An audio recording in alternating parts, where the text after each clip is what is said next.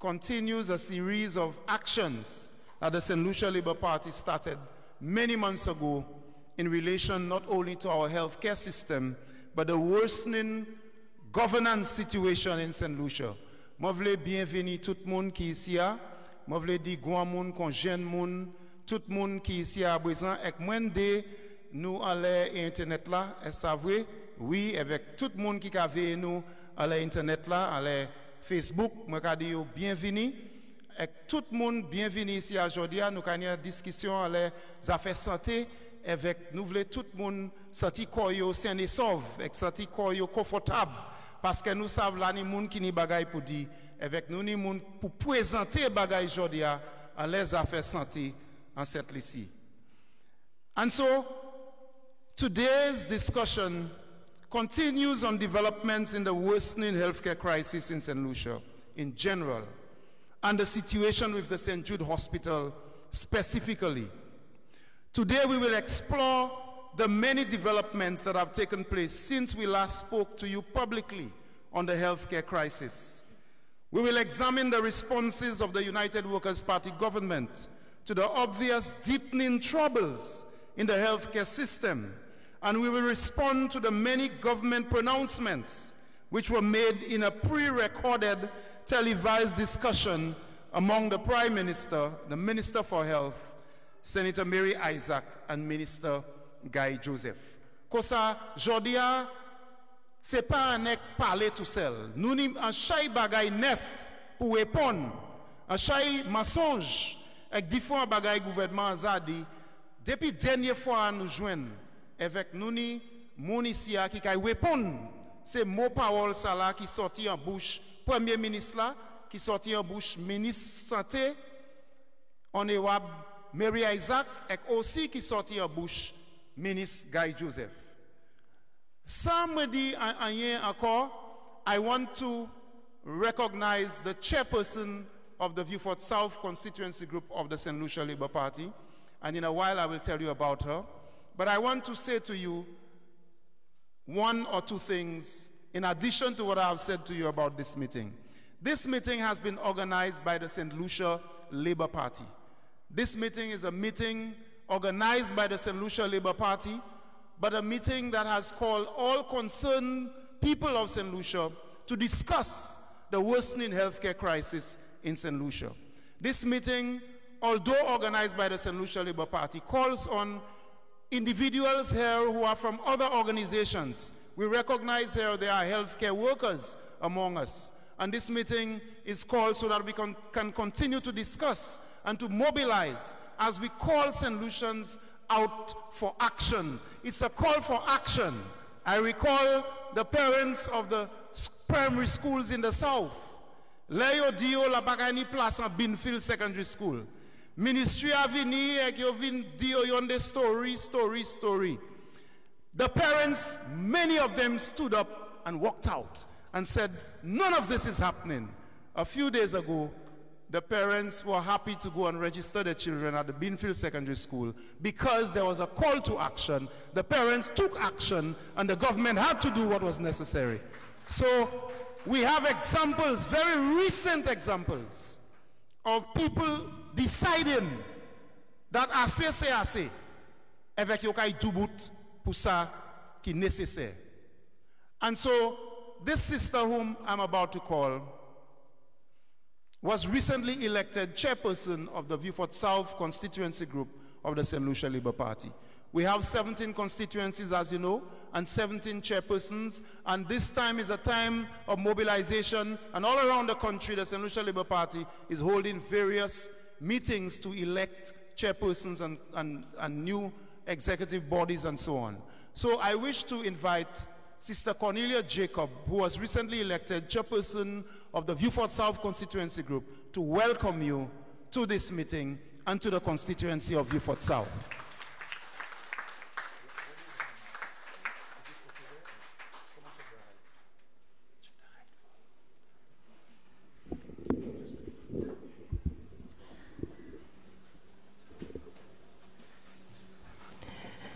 Good afternoon. Leader of the Opposition and political leader of the St. Lucia Labour Party, Brother Philip J. Pierre. First Deputy Political Leader and MP for Laborie, Brother Alva Baptiste. Second Deputy Political Leader and MP for Denry North, Brother Sean Edward. MP for Castries South. Oh, he's not there. I had that. You see, the thing is, I just wanted to do the protocol thing, so I did not want to have to say, let me go adopt the protocols already established, because that's the first time I'm doing it. So since there are people who are not here, let me just adopt the protocol already established and finish it at. All right. Other executive members of the St. Lucia Labour Party, members and supporters of the Labour Party, please allow me to offer excuses for our MP, Dr. Anthony, who is currently out of state. Dr. Anthony welcomes and endorses this meeting in his absence, and he sends his regards and blessings to you. My simple task for tonight is to welcome you, one and all. Thank you for your interest in what's happening in this country, more specifically healthcare, most especially in the South. We have been here before. We have had town hall meetings on DSH. We have walked and protested against DSH. We have also had town hall meetings on St. Jude. We marched first and then held a town hall meeting. Apparently, we don't matter.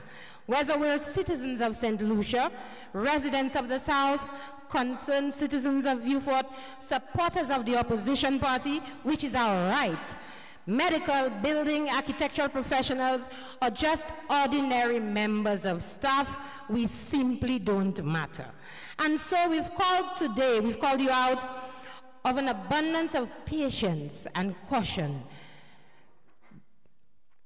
to inform you of the dangers of the current makeshift health institution, and also to hear from you the way forward in this environment. We're faced with this unprecedented situation where the government refuses to listen to the voice of the people, refuse to listen to professional advice, and have chosen instead to take the words of an unqualified man to dictate the way forward for St. Jude Hospital. While I may not necessarily be in a position to offer my personal feelings on this matter, as I will be speaking as a collective, let me assure you that we, the people of Viewfort, demand action now. We need help and we need backup.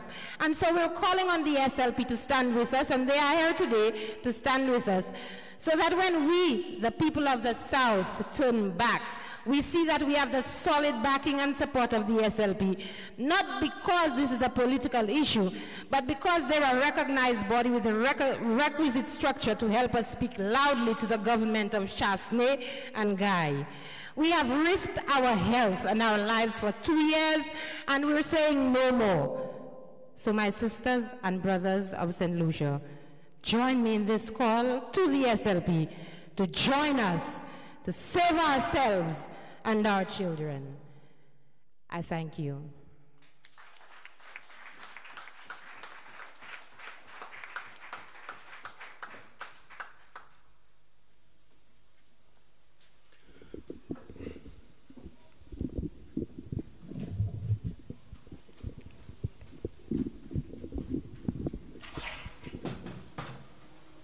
Thank you very much, Sister Cornelia Jacob. And Sister Cornelia Jacob indicated to you that the parliamentary representative, former Prime Minister, Dr. Kennedy Anthony, is out of state. I was just informed, in fact not informed, but I just noted on my phone that he is actually with us, watching the live feed on Facebook as we speak. So he is with us not only in spirit, but through the World Wide Web, and I'm sure he may make his own comments as the meeting continues.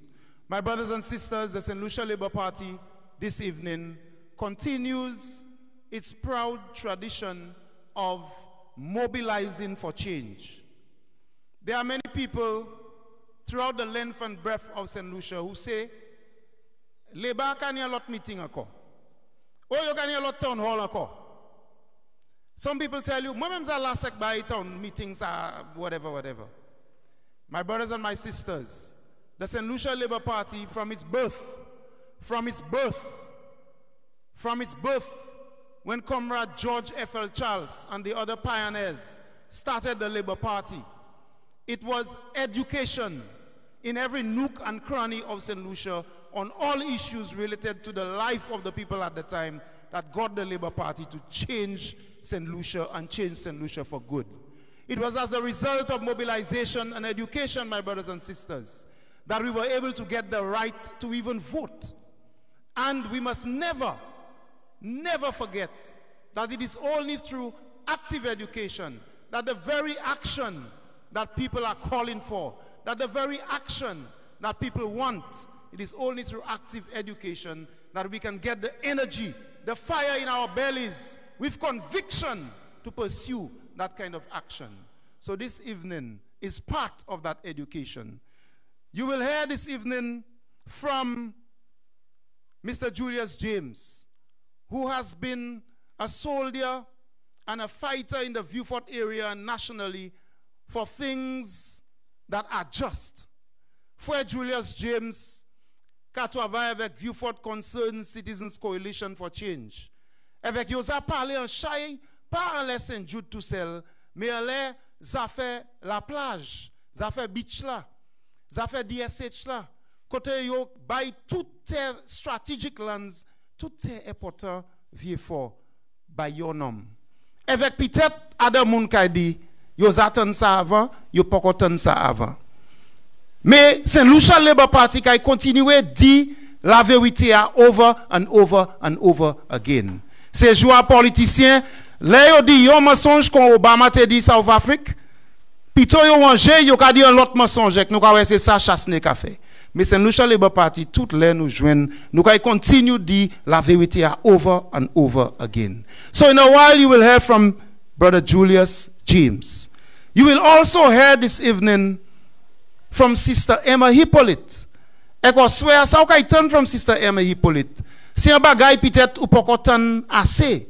Maybe you have heard of it, but not enough. Sister Emma Hippolyta will speak on the issues of health financing. Sister Emma Hippolyta ou changer, c'est lui qui était chef. In fact, c'est Sister Emma Hippolyta qui change les affaires NIS like NIC for the benefit of us all. Let's have it for Sister Emma Hippolyta. And this evening, you will hear about healthcare financing. And Sister Emma Hippolyta will teach us a few new things or remind us of some very important things. This evening, we will also receive a presentation from Mr. Mark Hennicat, who is a professional. Mr. Hennicat, c'est pas un monde qui allait St.Jude avec misiwe et koi pour dire la porte la torgouan.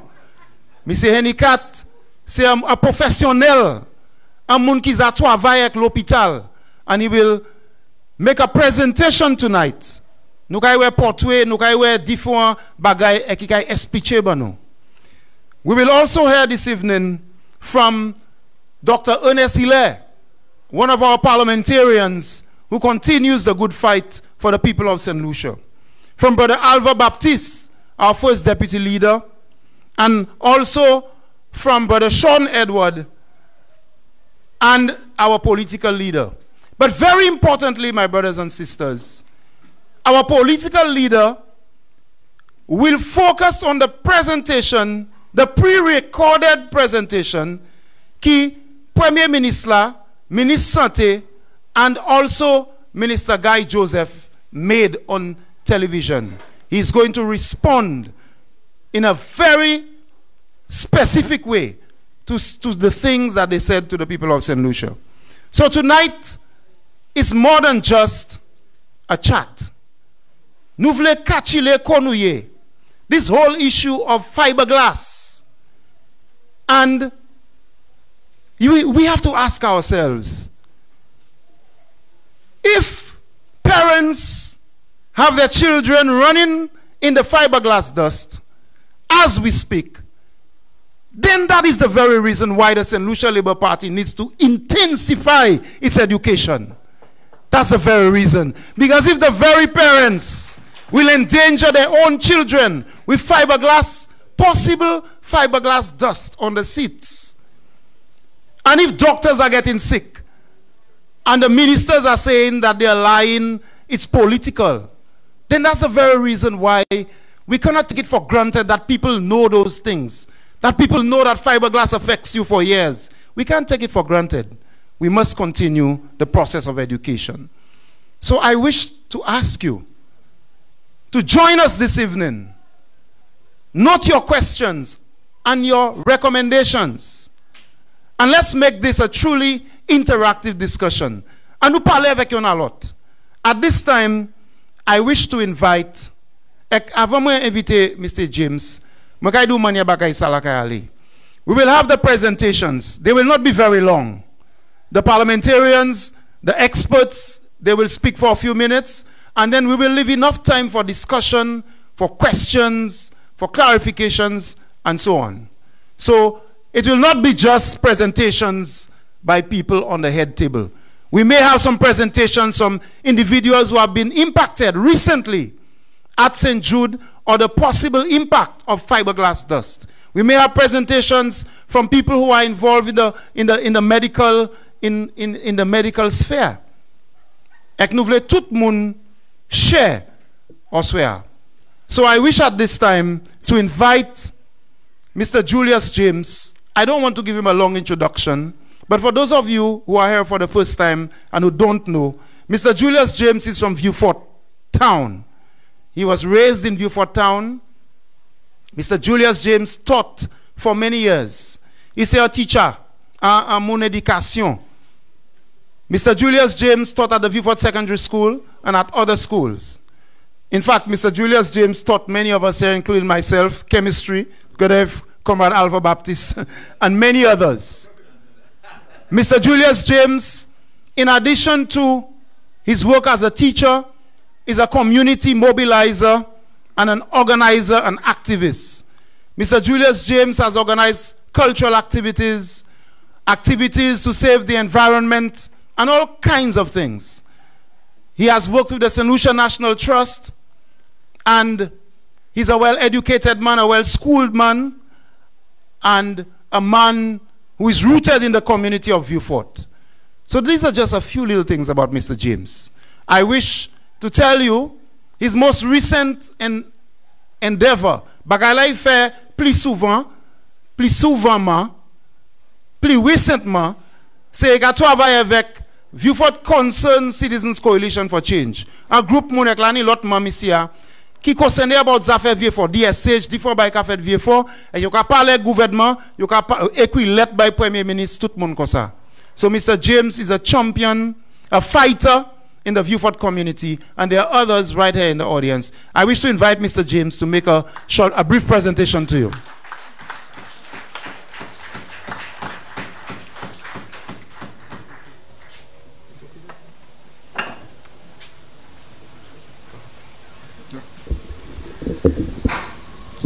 Thank you, Mr. Chairman Musa, for saying such nice things about me. There's a lot I could say, I could add to this list, but that's for another show. I want to start by using the protocol already established by Cornelia Jacob.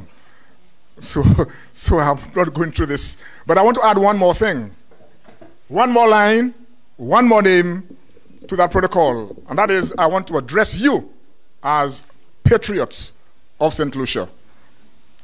The Vieux-Fort Concerned Citizens Coalition for Change will not hesitate to tell all of St. Lucia and all of the world that it is proud to be an active participant in this meeting organized by the St. Lucia Labour Party. From the very start, we were labeled a mouthpiece of the Labour Party, but that is our democratic right, and we're going to stand by this. We see this meeting as a meeting of conscionable people, people with a conscience, as a meeting of true patriots of St. Lucia. And the fact that you are here today on a Sunday afternoon, when you should be resting and doing things I won't mention, is certainly a sign, an emphasis, a confirmation of the fact that you are a patriot of this country. The Viewport Concerned Citizens Group, ladies and gentlemen, has made many statements on the completion of the St.Jude Hospital. In a previous press release, we called for the resignation of Mary Isaac as Minister of Health and Wellness. Today, I am repeating this emphatically, that Mary Isaac should resign immediately as Minister of Health and Wellness, because no sensible, no alert minister would have allowed the situation to occur at the St.Jude Hospital that we are hearing about and that we are actually giving evidence about.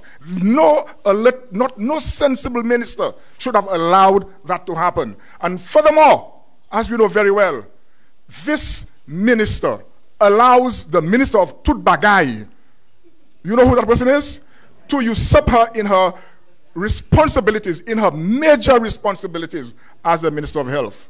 No, we are dissatisfied, completely dissatisfied with the minister. Of course, I'm going to swallow some of my words. We are completely dissatisfied with Allen and Company, but more so with the Minister of Health because of the fact that some of what she is doing relates to the people of Viewport, and we cannot accept this. In our latest public release or press release, we spoke of the escalating horror, or the escalating St. Jude Hospital horror story. The chairman called it the worsening, but I prefer to use the word escalating, because, ladies and gentlemen, when people's health is being affected in such a negative way, it is not just the instant or the immediate ill effects of skin and other irritations, but it's a long-term effect of fiberglass on the health of people. You research it, and one of the things, that is frightening is the fact that this can affect your lungs and have and cause cancer and all other complications, which means that you are already signing your own death certificate if you expose yourself to this horror taking place at St. Jude Hospital. So we ask Shasta doesn't listen, but we said in our press release that we are asking you to stop all work immediately at the George Odlum Stadium. That's one. Number two, give immediate and complete medical attention to all persons who are affected by this fiberglass exposure.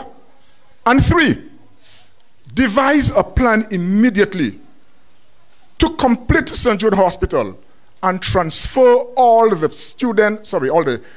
the patients and everything, and doctors and everybody else to the original place as quickly as possible. Patriots of St. Lucia, this escalating horror story at St. Jude Hospital, it is not an accident, nor is it a freak of nature, nor is it a punishment by some supreme being for human disobedience.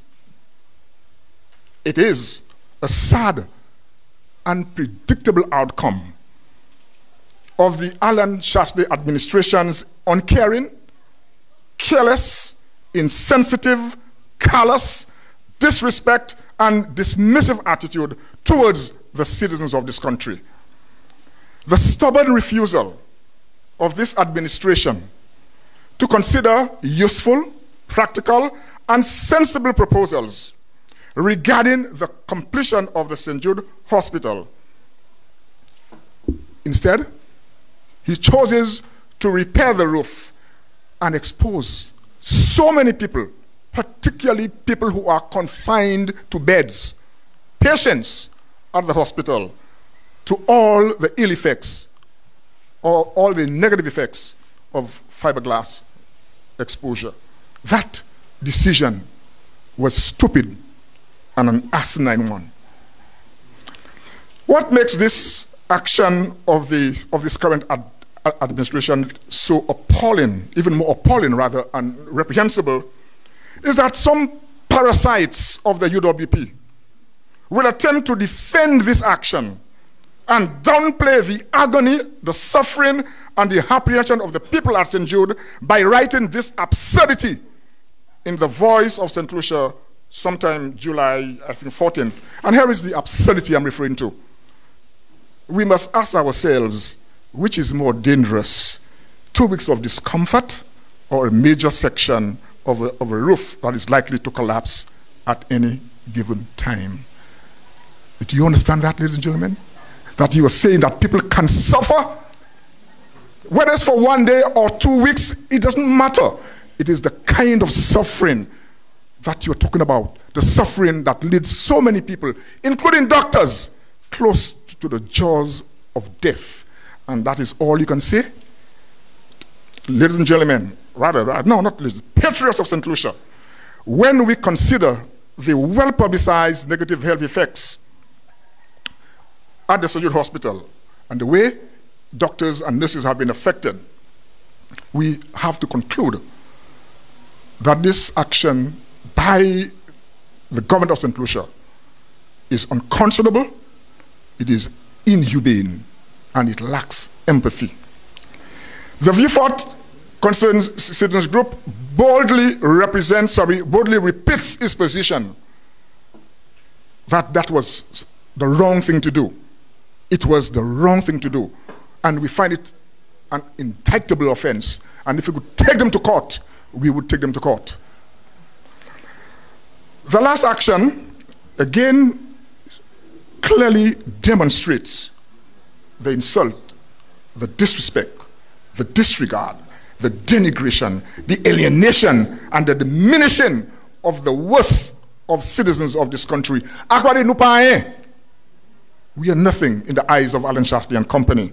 Well, today, we have been talking. Today, I want to say, not enough is enough. I want to say this is more than enough. And so, Mr. Political Leader of the SLP and others, we must do something concrete and something definite about putting a stop to the destruction of St. Lucia and St. Lucians by Alan Shastley. There has been some action, but more talk, and from today, we need more action and less talk. Because we need to remove the scourge that Alan Shastley and company is inflicting on the good citizens of this country. So, here are our proposals. And when I say our, I mean the Viewfort forces, the Viewfort Concerned Citizens. We are putting forward a set of proposals to the SLP leadership for immediate consideration. And let me say this. If you are not going to act, don't call us back. Enough is enough. But here's number one. Here's number one. Here's number one. Number one, I want this meeting here to adopt the position that St. Lucia is experiencing a deepening crisis of governance and confidence created and maintained by the ill-advised and anti-St. Lucian policies of the Allen and Company administration. That's number one.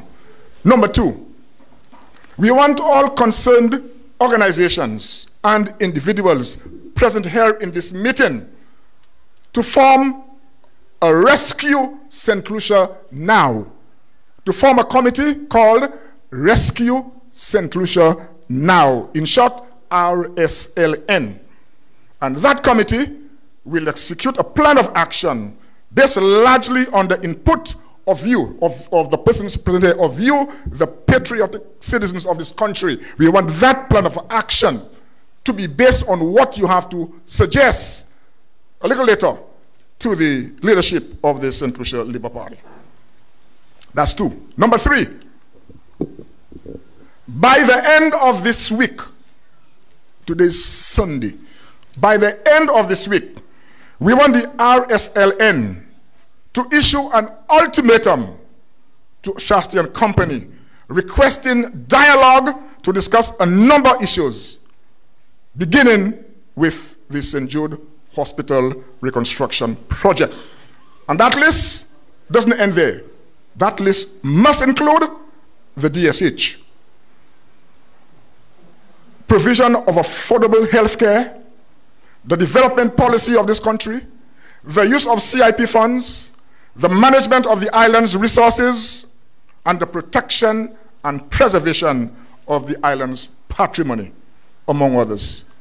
We cannot take just one issue right now and discuss or have any time or waste our time talking to the government of St. Lucia.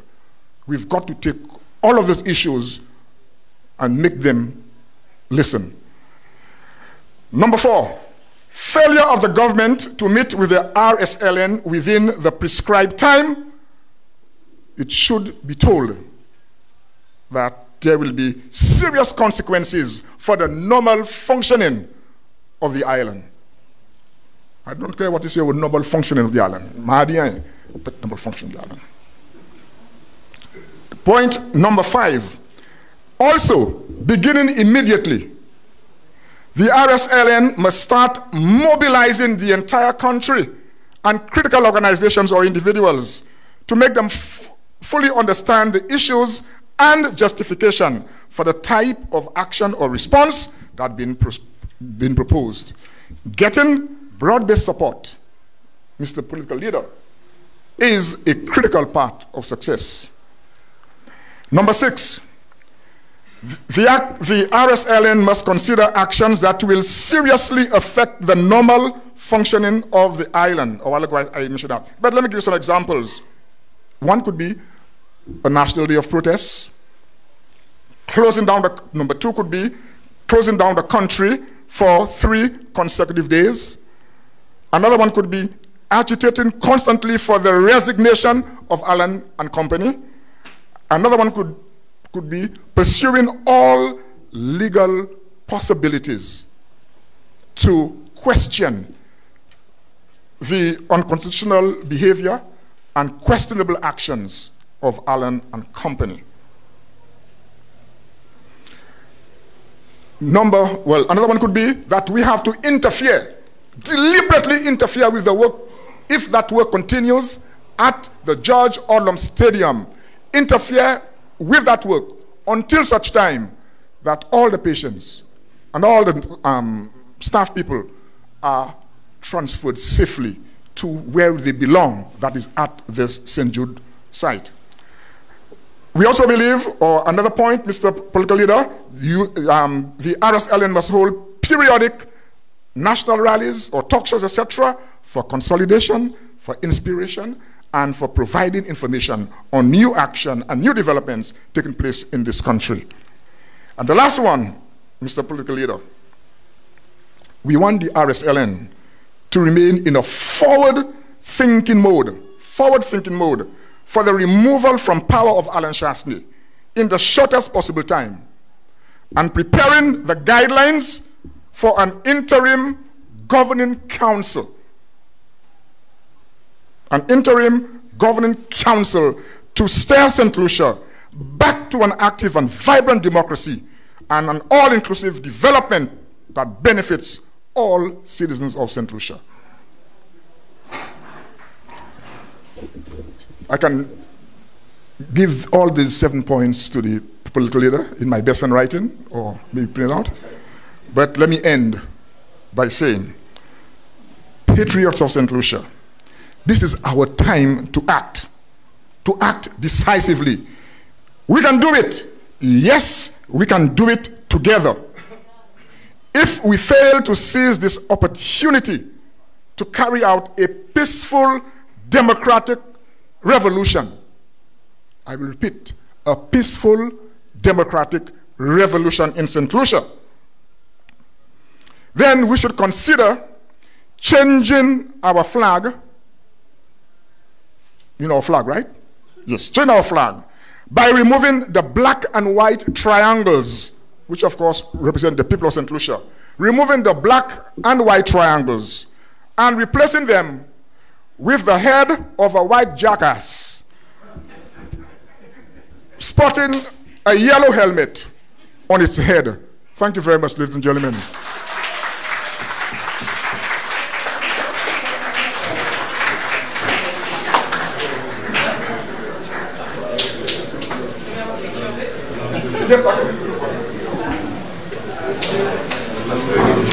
Thank you very much.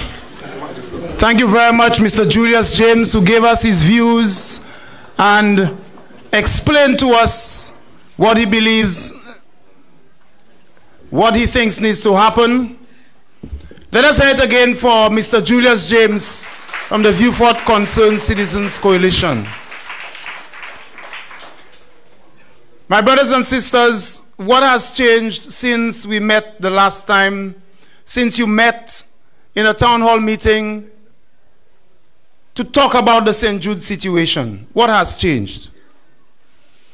Remember, the government said that they were taking their time to analyze reports so that a decision would be made.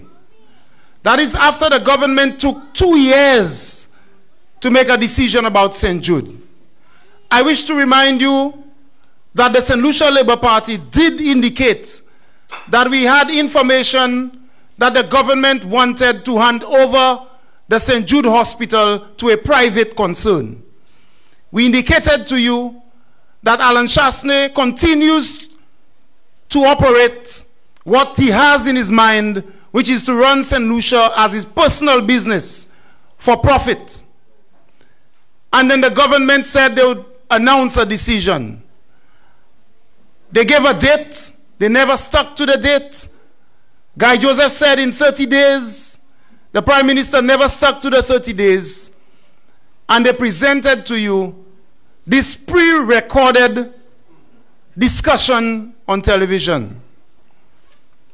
My brothers and sisters, since that time, the government calculated and decided to give a contract to a contractor to demolish the roof of a stadium which serves as a hospital. Knowingly, the government knows, and they knew at the time, that the material which covers the stadium could become hazardous based on all the evidence if that material was interfered with, broken, destroyed, crushed. And in this very building, there are sick people, some of whom could not help themselves. The Cabinet of Ministers deliberately decided to break up fiberglass material on top of a building where sick people were housed. My sisters and my brothers, what else defines deliberate madness? What else defines deliberate wickedness? I put it to you, my brothers and sisters, that this situation is different. This is an escalation of wickedness, deliberate wickedness. Even after the experts spoke on television about fiberglass and doctors and nurses, the Cabinet of Ministers, all of them, still decided that they must continue to break up the fiberglass. Even after everybody, even the layman in the street was saying, hey, may fiberglass, they're mixing up fiberglass with asbestos. But people know that there is a problem. And the government of the day continued. That is different. And when one courageous doctor decided to come out with her story, Natasha Innocent Thomas, everybody, including cabinet ministers, decided to crucify her. She's political. And of late, the latest story is that I have some relation with her, and therefore, that's the reason she has come out. I want to put in the public domain that Dr. Natasha Innocent Thomas is related to my wife. She's my wife's niece. And I have known her from the time she was a child. And she said it publicly, so I can repeat, that she has always had issues with asthma. And it is true. She has had very serious episodes, and it is true. that on that ill-fated day, the doctor was immediately sent to the emergency room. We got the messages immediately as family members, and we were worried and concerned. And yes, we got the pictures of her face and her lips. So because she's my wife's niece, she can die in the hospital with fiberglass in her lungs. My brothers and sisters, if we are not, and it went further, nurses, patients, complaining, but the cabinet of ministers would not budge, because these are all Labour Party people who are sick at St. Jude. And so before I call on the next speaker, I will do yon ti bagay. Alan Chasney, Stevenson King, Guy Joseph, Mary Isaac, Ezekiel Joseph, Sarah Flood, Ubaldas, Nancy Charles, Montout, none of them, when this crisis was happening at St. Jude, when the fiberglass was being broken apart, and the people in the hospital and the doctors were falling sick, none of them was exposed to that fiberglass. None of them. They were in air-conditioned offices in Castries. None of them. And while I don't want it to continue, stop temporarily, I trust government, I continue. But while they stop temporarily, and I don't want them to continue, si you continue, whole cabinet la, vin du bout, ek point l'expiration fiberglass la. An gade si pa fait rien pour vous. Vini ek point l'expiration fiberglass la. Because it is Labour people who are sick. And so I want you to think about that carefully. That a whole cabinet of ministers would allow people to inhale fiberglass material simply because they say it is Labour Party people causing the problems. And oh, they have started. Jukba, they have started. Musa, ki wila sowek docteur? Zonia wila seokuma. And so everybody is calling me and asking me, but Musa, what relation you have with the doctor? What's going on there? And so, yes, she's my wife's niece. And yes, for a very long time I know this lady with her problems, with respiratory asthma problems. And this is a courageous woman, together with the other doctors like Dr. Lucia and the others who have had the courage, and the nurse who spoke in public. We have to encourage those people, because we cannot allow the system to victimize them because they are doing what is right.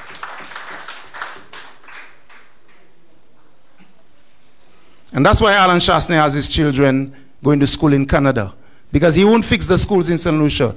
And so they are his children. He removes them from schools in St. Lucia, sends them in Canada, and our schools can leak and the roofs can break.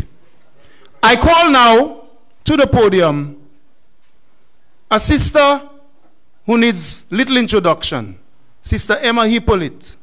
And I told you before, she has experience. And she worked with the NIC and did a lot of work on health financing. You have heard so many times Sister Alvina Reynolds speak about the work that she did as Minister for Health to prepare for universal health care and health financing. And you have heard Sister Emma speak about universal health care and the work that she did even before we were cabinet ministers.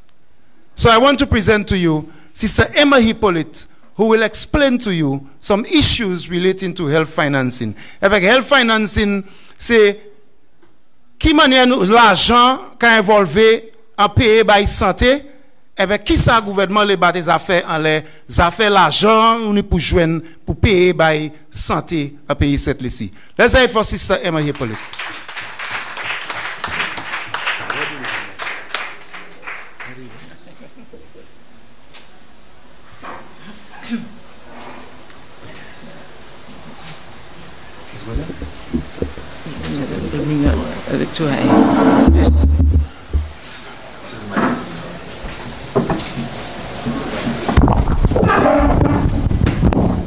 Thank you.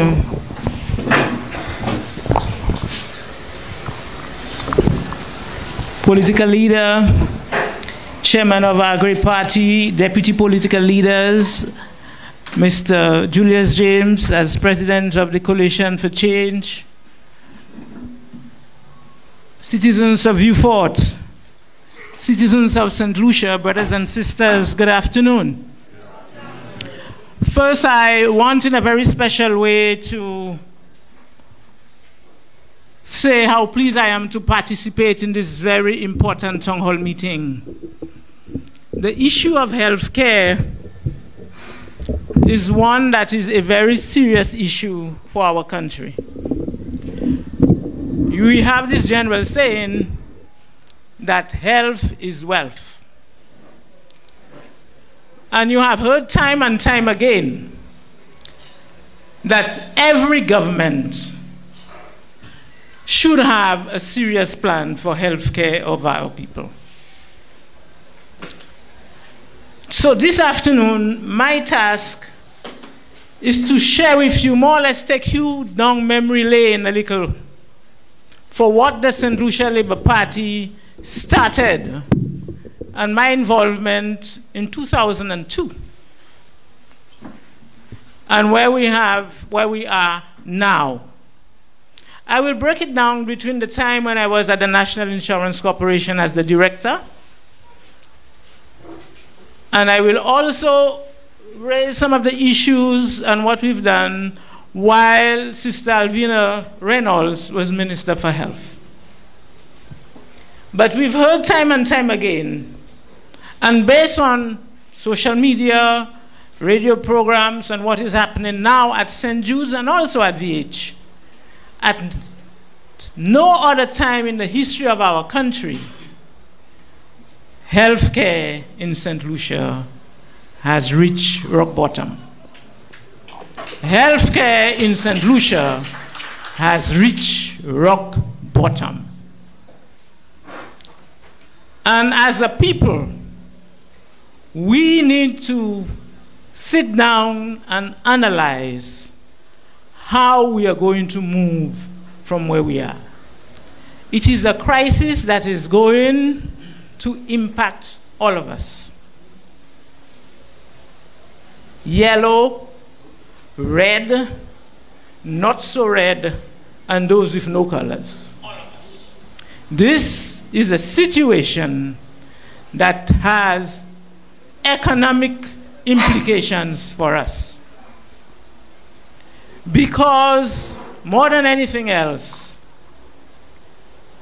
the healthcare, whether we like it or not, the health system of our country impacts the economic system of our country. So this evening, I will see how I can take you through this presentation. And I heard Mr. James in a very passionate plea calling for action.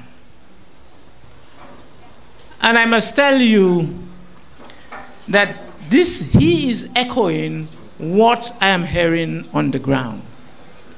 The people are saying, you all are talking, we need action. Because apparently this government understands nothing but action.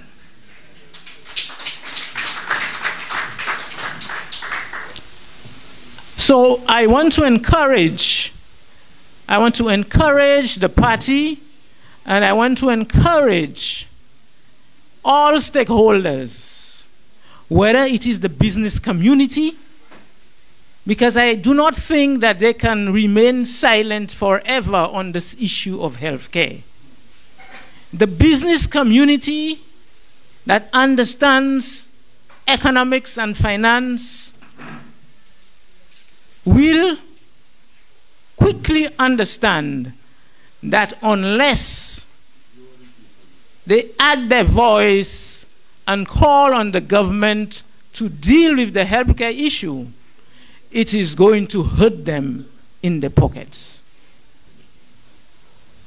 So I want to echo Mr. James in saying that as a group, to me, one of the things we need to do at the end of all the discussions and questions is to present suggestions for action.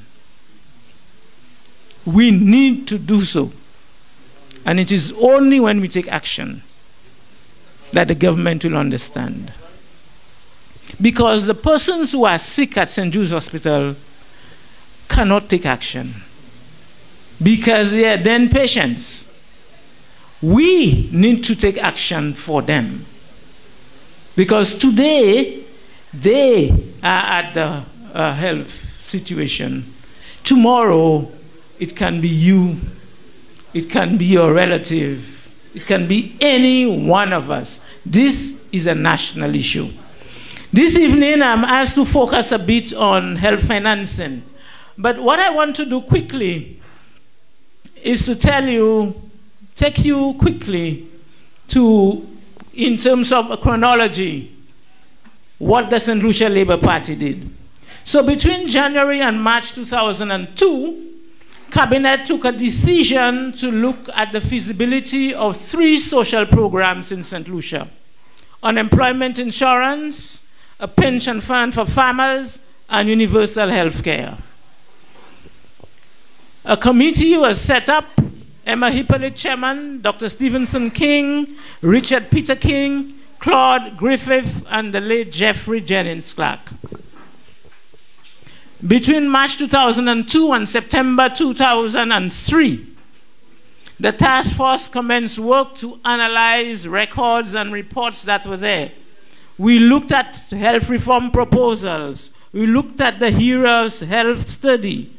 We looked at the Caribbean Corporation in Health Phase 2 report, and we looked at the report of the CMO.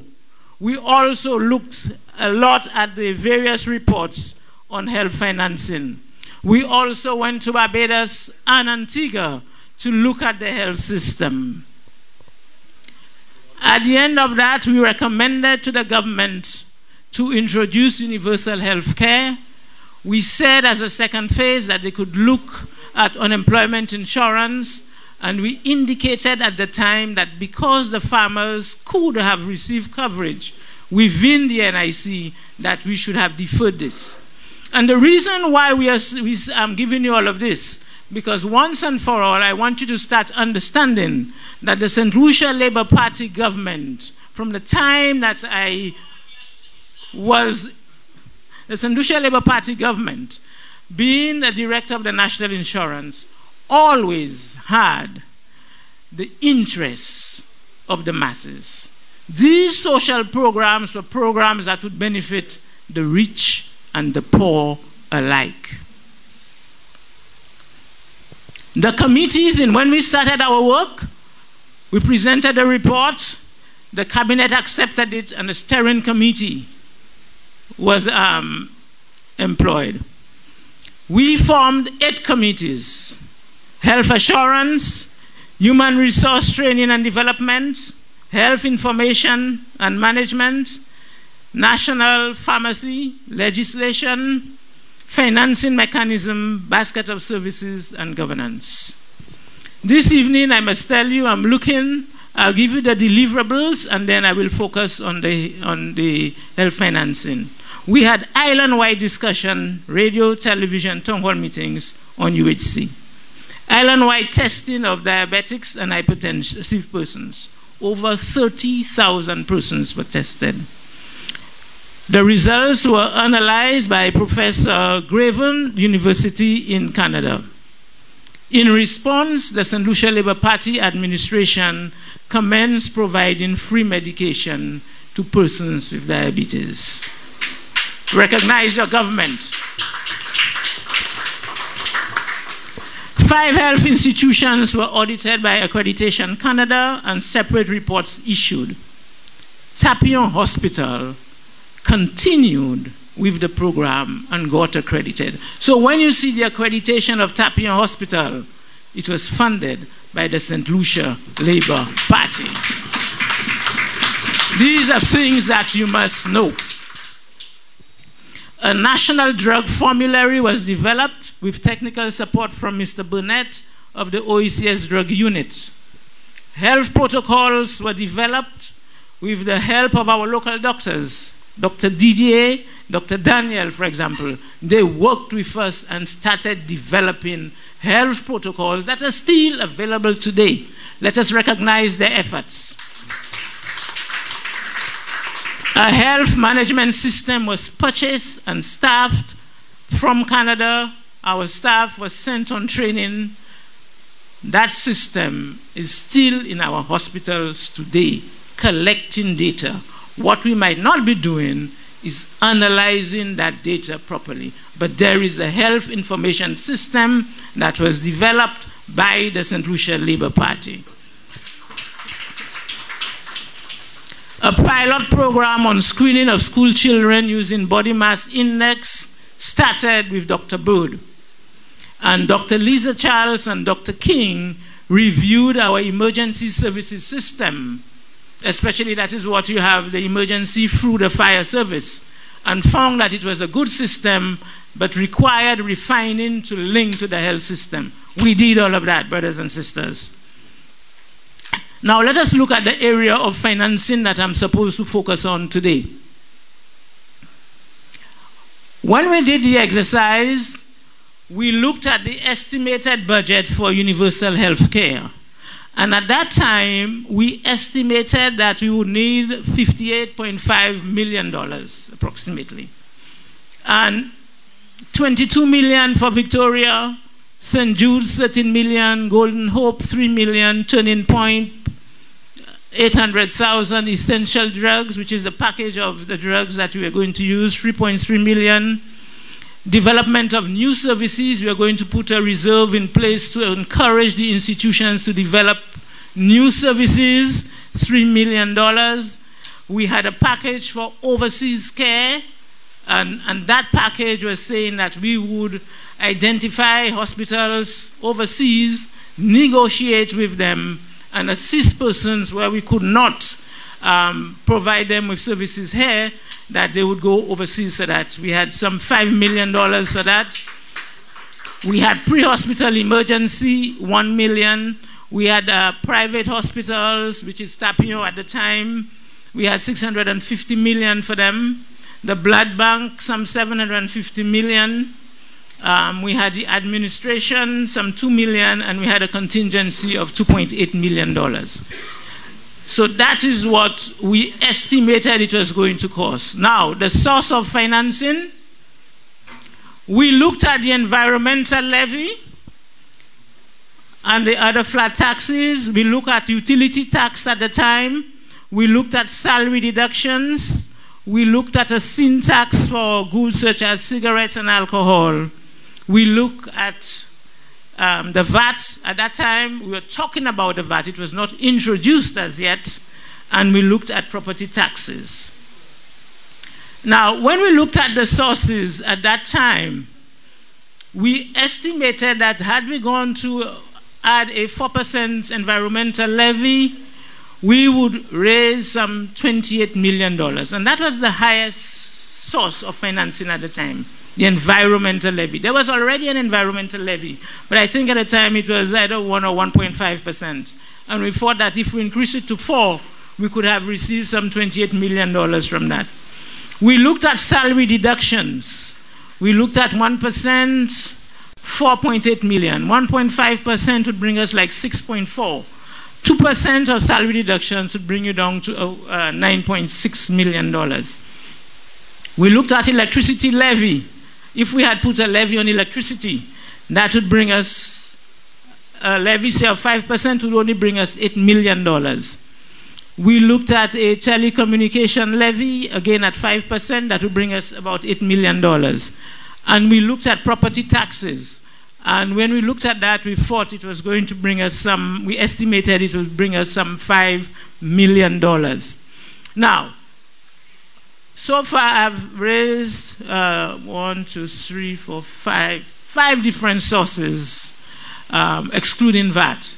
And you will realize that the various sources of revenue that is open to government would not bring the type of revenue that we would require as a country if we had to introduce universal health care. And that was one of the greatest challenges that we had. And that is why we suggested to the government that if we had to bring in UHC, we would have to have more than one source. Or we would have to go into the VAT. You may recall that with the government removing 2.5% from the value-added tax, the country lost some $52 million.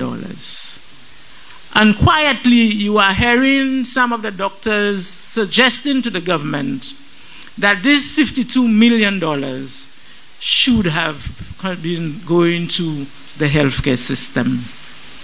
So the financing for healthcare has been a troublesome area. The VAT provides the simplest mechanism for funding because it is easier to collect. It is across the board, so the poor person pays a small amount. The person who can afford more pays more. And that is the beauty about the value from the VAT mechanism. And not only that, it then causes our visitor and persons who come into our country to support the system. I know, and I always say, maybe one of the errors of the St. Lucia Labour Party government is insufficient PR on education on some of the issues that impact us. But brothers and sisters, you had a government that was working in your interest. You had a government that was working in your interest. And at the moment, you have a government that don't know whether you are alive or dead and don't care about you. So when we're looking at the financing at the moment, we need to definitely, universal health care is going to cost us a lot more than the 58 million that we costed it at that time. You now have a new hospital, which is St. Jude's Hospital.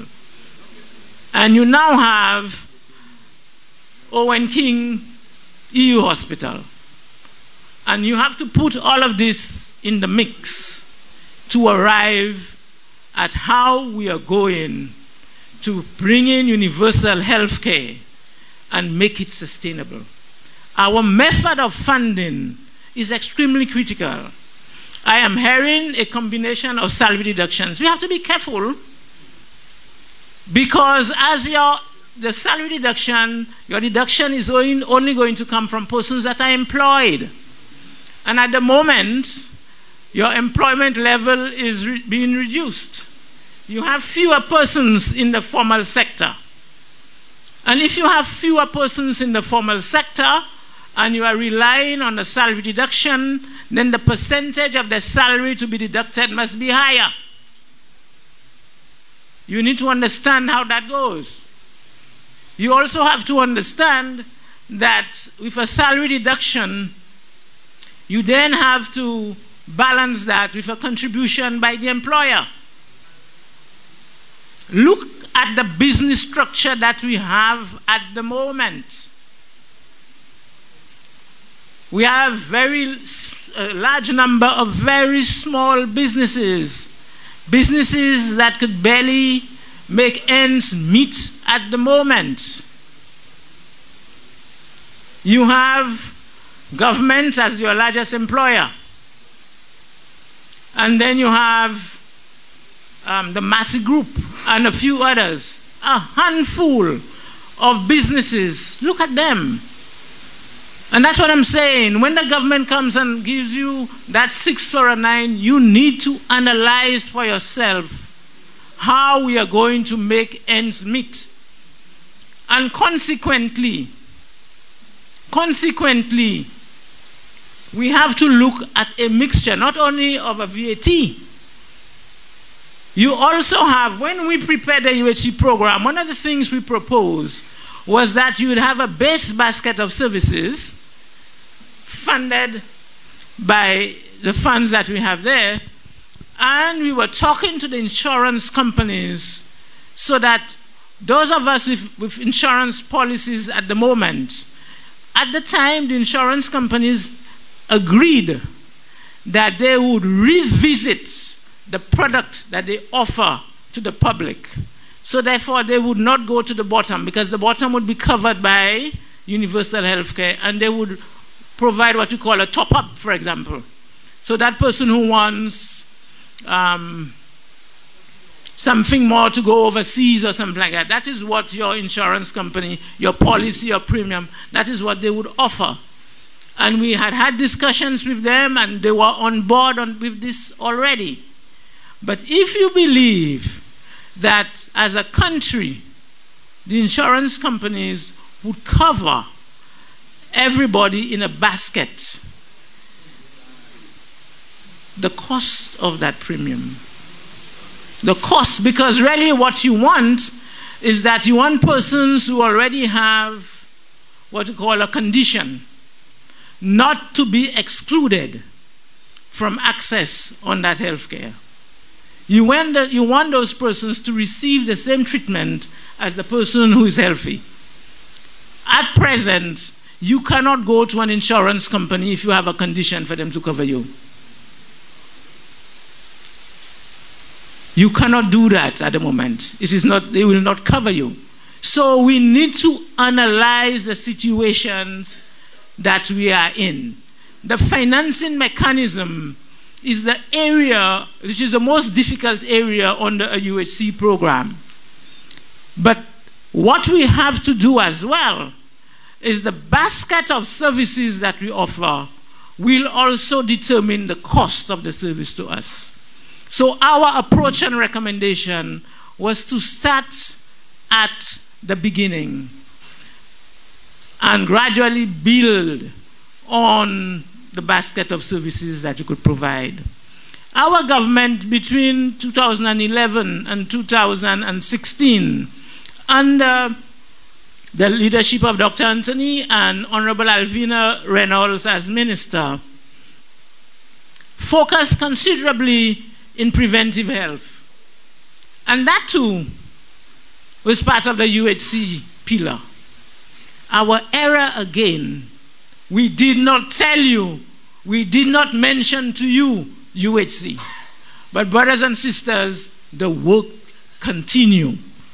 When I look at the list here, you might have heard it before, I looked at our achievements in healthcare for 2011-2016. Some 43 interventions, especially in health centers throughout the country. Denry Hospital, Sufra Hospital, Chiroche Wellness Center, Grosile Polyclinic, Babono Health Center, and the list Entrepot Health Center, Miku Health Center, Itangs, Castries Health Center. And the issue is we focus on primary health care, which was also part of UHC. Our error all the time was that we did not continue the brand and keep the brand in your face. But the work was done. Let us give Sister Alvina Reynolds an applause this afternoon. We did not keep the brand in your face, but we were working all the time for you. We were working all the time for you. We removed the VAT on medication. You screamed about it, we removed it. But you forgot that in 2 minutes. That we were the worst. No, we removed it. But you never remembered because we did not continue reminding you that we remove it. Yeah, and that is the issue.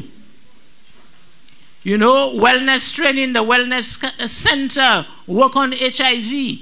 All types of things were done for you. And later on, the two major things, we continued work on St. Jude's, we continued the UHC, yeah.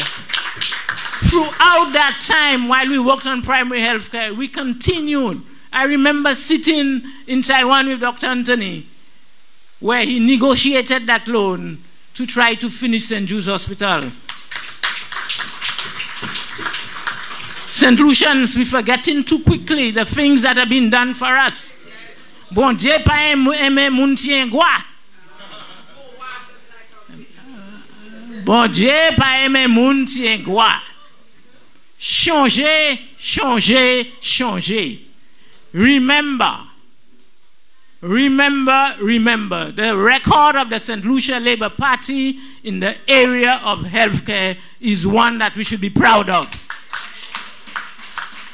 So this afternoon, what I want to tell you, the issue of health financing is a challenging one, but it is one, if we want health care and if we want our hospitals to remain our own, that you cannot privatize our two hospitals and keep our citizens as second citizens in our own country.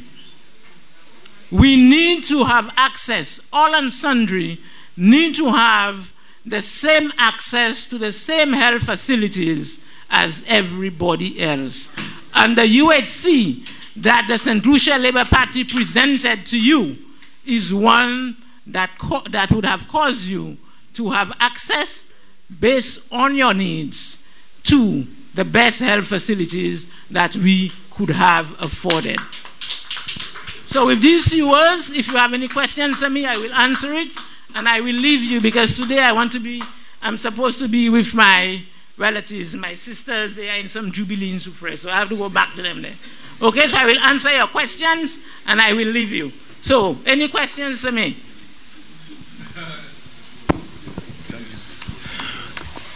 Thank you very much, Sister Emma Hippolyta. Let's have it for Sister Emma Hippolyta.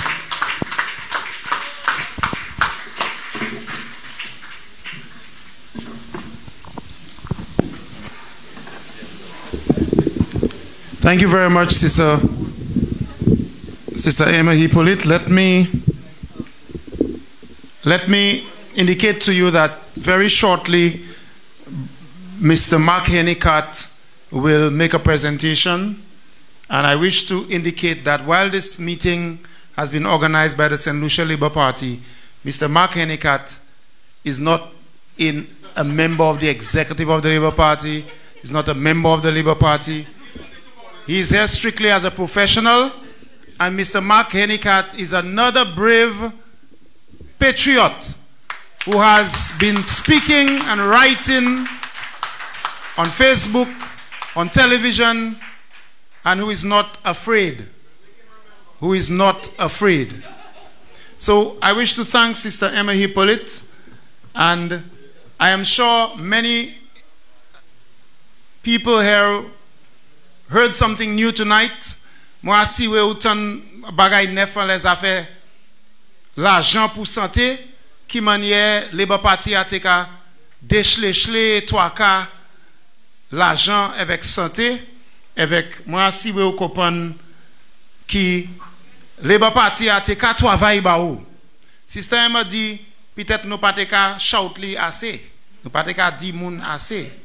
So, ça c'est un bagay nous ni pour manger, là nous vivons en tuer. Parce que nous avons fait chaque beau bagay avec moun ka di yo pas te savent. And while we await Mr. Hennicat, as soon as he's ready, he'll let me know.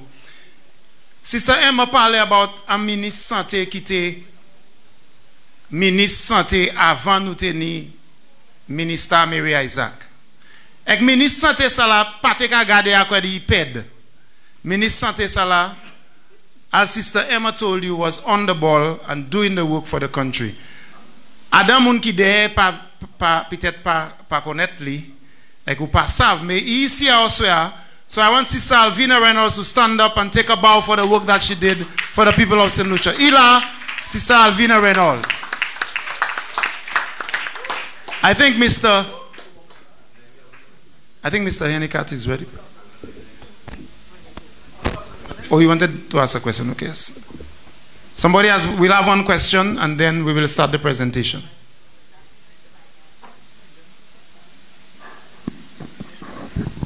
Sister Emma, I want to ask you one question concerning the NIC, because I understand that the Prime Minister I understand the Prime Minister want to use the NIC money to pay bonds. So what do you have to say on that? Okay. Question? It's a question and it's an issue that I believe I need to issue a statement on. And I want to do this. It's been a rough weekend trying to prepare all of this, but yes, the Jubilee is taken. But I'm trying to issue a statement today, Tuesday, on that. I would prefer to issue a statement where I present the thing in a balanced form, because this is very scary. All I can say now, you've asked me publicly, and there are people listening on Facebook and so on, I am pleading with the government. I am pleading with the government. Protect the National Insurance Fund. I am pleading with the government. Protect. I am pleading with the director of the NIC. I am pleading with the board of the National Insurance. I am pleading on behalf of St. Lucia. Protect the National Insurance Fund. At the moment, I don't think against St. Lucians know the amount of the NIC monies that is sustaining this country every month. I am pleading, do not touch it. I am calling on the business community again, because they will feel it if that fund goes down. I am pleading, respect the National Insurance Fund.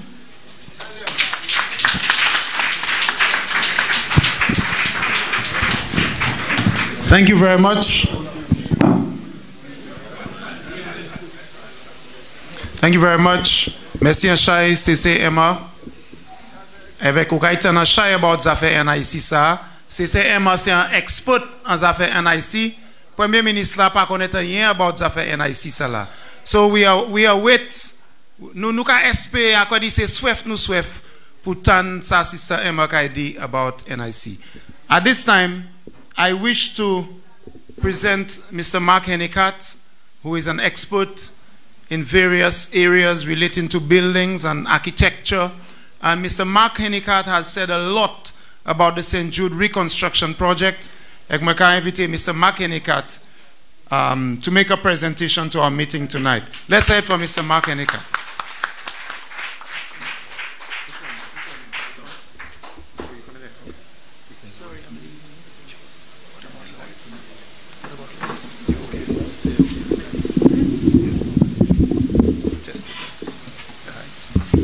That's it. Thanks. Honorable Leader of the Opposition and your team at the head table, former Ministers of Health, members of the St. Lucia Labour Party, ladies and gentlemen, supporters of the party, I bid you all thank you for having me again this afternoon, this evening. I got the invitation to address you all, and of course I could not refuse. And it was already disclosed that the firm that I work with has long ties with the St. Lucia Labour Party, so I guess I inherit some of that responsibility to represent. This evening I want to do a little reflection and present in a very short presentation some of the memories that some of you all, especially those of you from Viewfort, have of the George Odlum Stadium. Reason being is that it gets drawn into the discussion now in healthcare, because a substantial part of our healthcare is dependent on what is happening at George Odlum Stadium, and how Viewfort and St. Jude Hospital contributes to the delivery of healthcare in the island. The presentation will take the form of an examination of a current conditions at George Odlum Stadium. And they then look at the proposed removal and demolition of the roof structure. And then we would examine some of the future plans for the stadium, though not mentioned, but I think we need to almost dictate what the stadium should become immediately after the hospital is relocated from there. I also want to say, you know, I'm depending on technology, and I'm so happy we have GNet inside of here. That allows my phone to connect to my computer and stand at the podium and deliver this. The physical conditions that I want us to examine. Now, head table, you all could turn around your chairs, you know. Please, please. So, sorry that the screen has to be in that location. But I can speak to the year 2004, 2014, and our current position as it relates to George Odlum Stadium. And here's why. In 2003, remember St. Lucia was going in with the rest of the Caribbean, and we had successfully bid for and won the bid to host Cricket World Cup in the Caribbean in 2007. But 4 years before that, it was announced in South Africa when ICC had their 2003 World Cup. So we had already won that bid. So on the heels of that announcement, we were looking at the possibility of staging, by then we had bid for and won to host a semi-final match. So we were looking at a number of venues. And George Odlum Stadium presented an ideal, what we would call a practice venue at the time. But we were looking at all the options then. Conducive place to house a hospital. But here we are 4 years later, and they're still discussing trying to get the hospital out of there. And of course, 2018, what has happened? So this is what the West Stand looked like in 2004. Precisely that was taken in May of 2004. And as we look a little more, I couldn't get the other color slides for the seats, but this is what the red seats look like. I'm sure you're happy that I'm producing those red seats. Look at the seating, look at the vomitorium, look at the conditions of that place, pristine, and even the roof. This is a part of the indoor track, the training track. And these are the official lounges that were there, now used on the side of the hospital, of the stadium for the hospital. And then let's look at it now at 2014. I deliberately picked up that slide. It shows you what, not just we know what Butot looks like, but what Theo Aking now has his eyes set on. Look at this lush lands that's been proposed for development. And we don't know yet how the George Odlum Stadium is going to feature in there. But that's what the bird's eye view of the stadium looked like in 2014. We start to see the roof at 2014, seeing some sky through the roof, meaning that there was some damage starting to take place. And as we look at other slides, you'll see the seating. But as we go further in the presentation, I want you to kind of remember this slide, because what is being discussed and bandied about taking down a roof, that roof didn't just go up overnight. That roof required at least 3 cranes to take it down, to put it up in sections. And that is not just a roof that you can put up in a day. That roof has to be put up. Even the persons operating the cranes had to know what they were doing.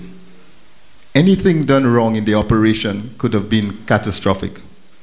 So when we see that roof standing there, seeming balanced, even now, a piece of architecture, taking all the pressure from the wind blowing on it, the pressure of the hurricanes winds that have come through over the years, just the rain beating down on it and trying to get through without building up in the gutters and getting out quickly enough so that you don't have a displacement of weight of water on that roof.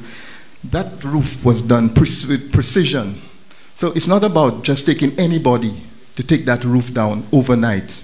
And I think today we know exactly why the attempt was being made, because at noon today is when the game started at George Odlum Stadium. I passed out there, I got photographs, I saw what was going on. But no one said so. And we put the staff of the hospital, the patients, and visitors to the hospital through what they went through in the last 2.5 weeks, only if someone had said it was being done in preparation for the Windward Islands Games. But no one said anything until very late last week. This is the underside of the roof, what it looks like from the spectator seating. Again, you see that structure. It is what is called a propped cantilever. All the weight is standing on the main piers, and then it is just propped up in the back. Now, the displacement of that structure through those main piers goes all the way down to the foundation. And if you start dismantling a structure of that nature badly, you can displace it. It simply means that if you don't calculate sufficiently what load that you're taking up, and your cranes are not sufficiently designed, and the leaders are not capable of taking up that load, it's like taking the operator takes his foot off the brake, and he shifts slowly, it can snap the leaders, and everything can come. One section of that roof comes down, everything can buckle and come down. And I think Christopher has said it on his show many times, Politically Insane, that having spoken with veteran structural engineer, Mr. Tom Walcott, it can spell catastrophe. And the very people who would be required to respond to such an emergency might well be trapped inside of that structure. There's no kidding about it. This is what the east stand looks like from the roadside. In 2014, this is what the roof looked like. It had already lost its color. Attrition had taken place. And what we see there is the bare substrate material with the punctured surfaces. As we'll zoom in a little closer, you see the roof at an angle, you see the big drains at the bottom to catch all that water and take it out quickly. It must get out quickly, it can't afford to build up. And right now, a lot of that guttering has lost, its bottom, so the water just runs off. The question is, now that we have taken off the roof, which was protecting the seats, which was offering protection to the concrete substrate that holds the seats, what is going to happen to that water? Actually, what is going to happen is all the fiber that has fallen to the concrete deck is going to leach into the building. It's going to find its way down. A building of that nature is too long to be poured in one monolithic pour, so it must be broken up. For seismic purposes, designs for earthquake, it must be broken up into sections, and the sections have to be separate from each other. So engineers design these buildings with construction joints to allow them to be separate and to move independently. Those separations have to be properly treated and should not be exposed. The material in those separations should not be exposed to ultraviolet radiation. Of course, I'm not sure anybody's paying attention to that, and I'm sure the next concern that the CEO of St. Jude Hospital will be faced with is water getting into her building in the middle of the hurricane season. And it is going to come through. These are some of the trims on the roof that were expected to act as dampers in our cars. When we drive down the road, we have these little dampers on our cars to deflect the wind and send the wind over the car as opposed to trapping it and slowing the car down. The buildings are designed with precision with these sort of dampers as well. And this one has lost all its support. All the support framing has gone over the years. These are closer looks at what the framing looks like. Now, Mr. Walcott mentioned as an engineer that is an indeterminate structure. It means that once designed, you really cannot go in there and determine whether it is a strut or whether it is a tie. So how are you going to take it down if you do not bring on the design engineers who have analyzed the frame to tell you in what sequence to take it down, which would be the reverse sequence of putting it up? If you go about getting a oxyacetylene torch and just cutting a rod that was a tie, and I'm thinking that it was a strut, what do you think is going to happen? It will collapse in on you. It will collapse and kill people. These frame joints looked that way in 2014. That's 4 years ago. This is what the roof like 4 years ago. I think a lot of it, as the contractor involved said, 80% of it is already being taken off. But now that it has been taken off and the wind has the free flow through the building, it can continue to do damage to the building. The wind now is not deflected over the roof with these barrel folds in a defined way, but it's going through the structure. This is what one of the tops of the pods look like, and as we go closer into it, this is the level of erosion and corrosion that was taking place 4 years ago. Sea blast, that's right. A lot of electrics were woven through that structure, and the image we see right now shows the electrical and the communication cables that were hidden in the structure. That structure has now gone. At least 4 years ago it was gone. I doubt that these cables are even there right now.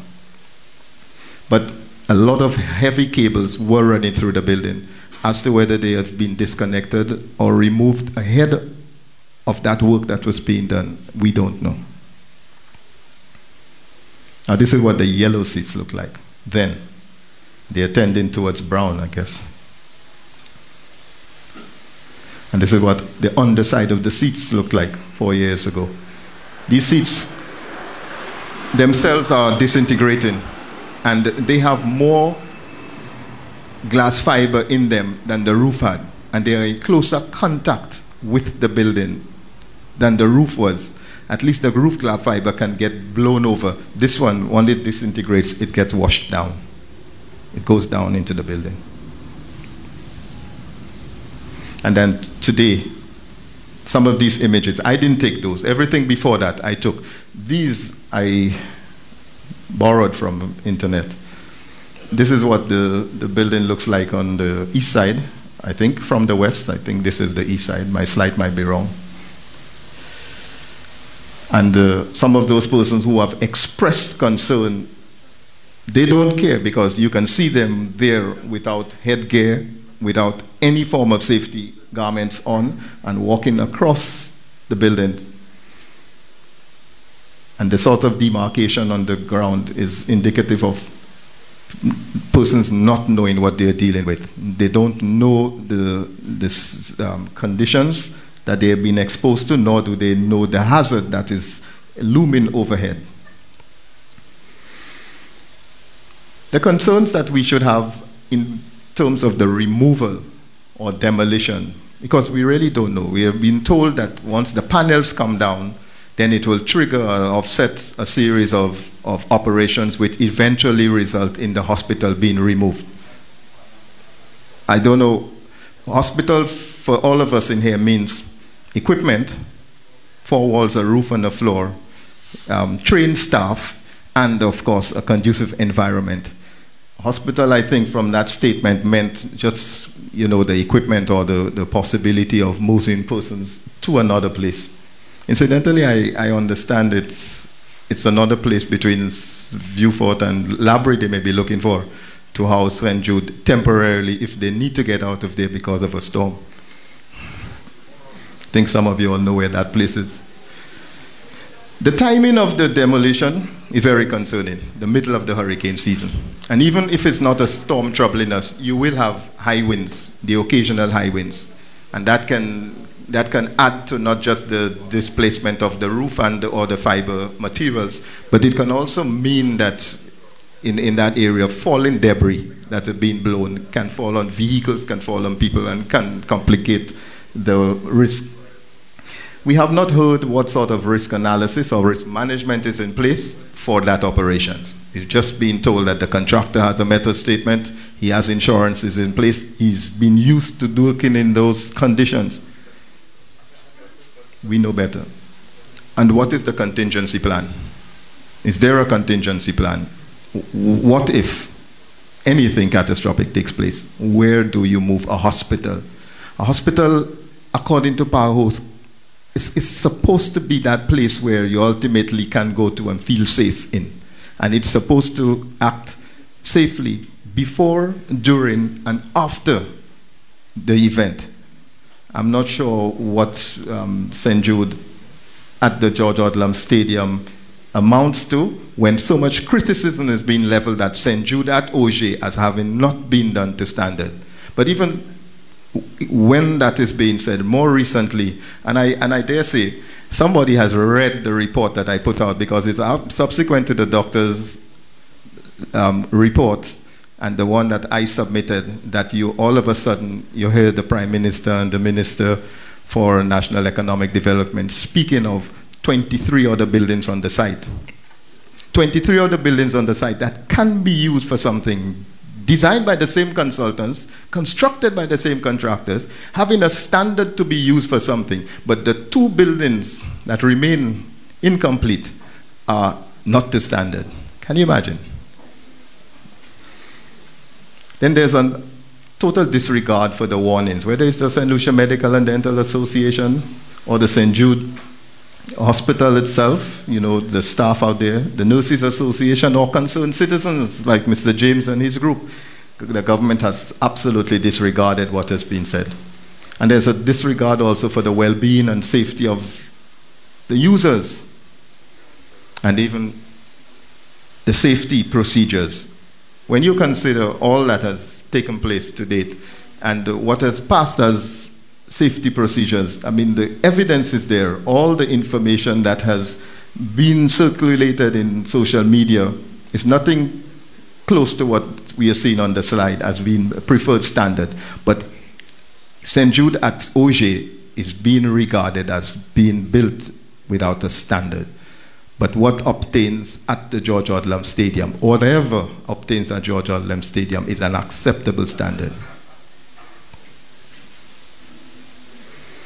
I think we have to focus on the legacy of not just healthcare, of moving St. Jude out of the George Odlum Stadium, but when you consider what has been said to date, that once we take down the panels, then we take down the roof, then we move out the hospital, what happens to the stadium?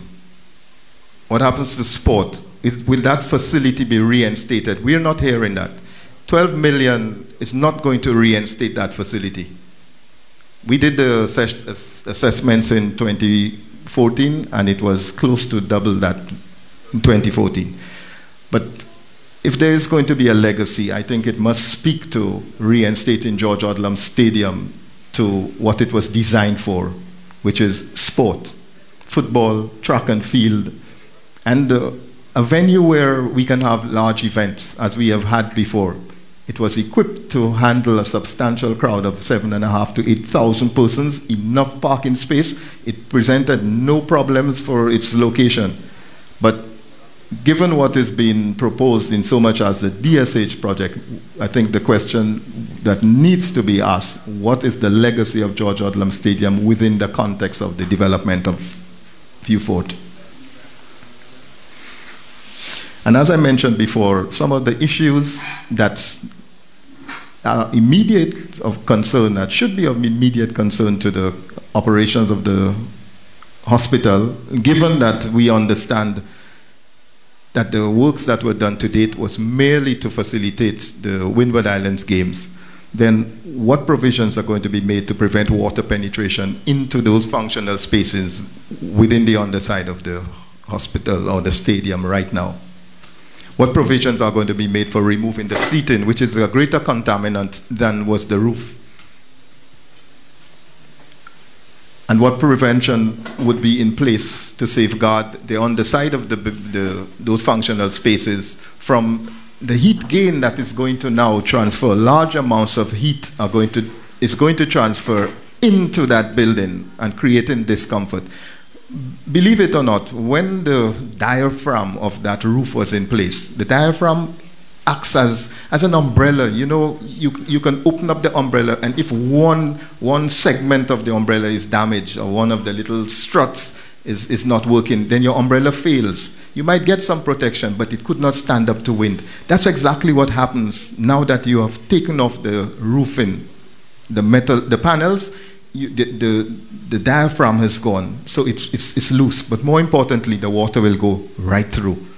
And also, the wind that was traveling through the building, traveling from an east-west east to west orientation, was cooling that building. So the design of the roof was acting also to allow the air to channel through the structure and cool it, which was more conducive, even if you wanted to use the stadium as a hospital. But without the diaphragm now, what is going to happen? You're going to have heat gain. And as with osmosis, you are going to find that concrete structure is going to heat up during the day, and because of the fact that inside is cooler, that heat will dissipate into the inside, moving from a region of higher to lower concentration. So it will be unbearable now that the roof has, and its panels have come off. And I think ultimately the goal has to be the relocation of St.Jude to nowhere else but Auger. There is enough space. I have been there. I can tell you, there is enough space. And not only is there enough space, there is a plan. There is a workable plan. And as far as the 2018 budget is concerned, we should have 6 months of revenue there to the tune of about $10 million. That can make that plan work. Ladies and gentlemen, I thank you.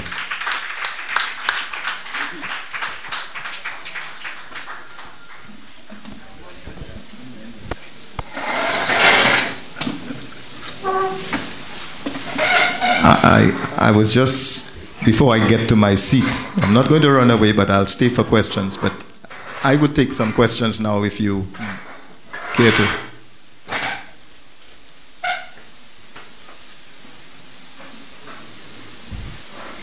Honorable Leader, I don't think they will have questions enough.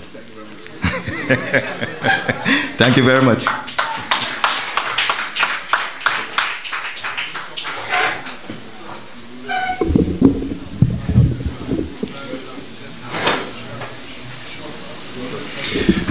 Thank you very much.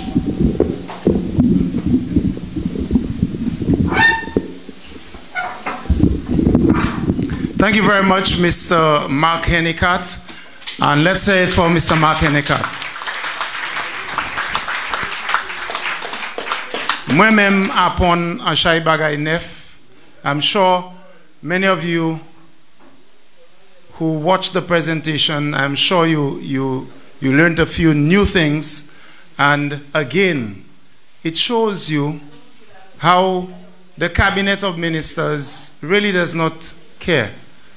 So based on what the expert is saying to us, if they go in there and interfere with those beams and so on, without the proper equipment, without the proper guidance, we may have a disaster on our hands. A disaster which is far worse than what we already have. Yo pasa di mun pate di yo. And they continue with their plans. We are trying very hard to leave here by 9, and so we will move on. Mais moi ka jwen tellement commission, so many texts and messages and permissions from certain people to say certain things, to ensure that we give the information Sister Emma told us. Nou pa ka di bagay ase, nou pa ka edike moun ase. And there is one that I must clear, and I have been given clearance to do so.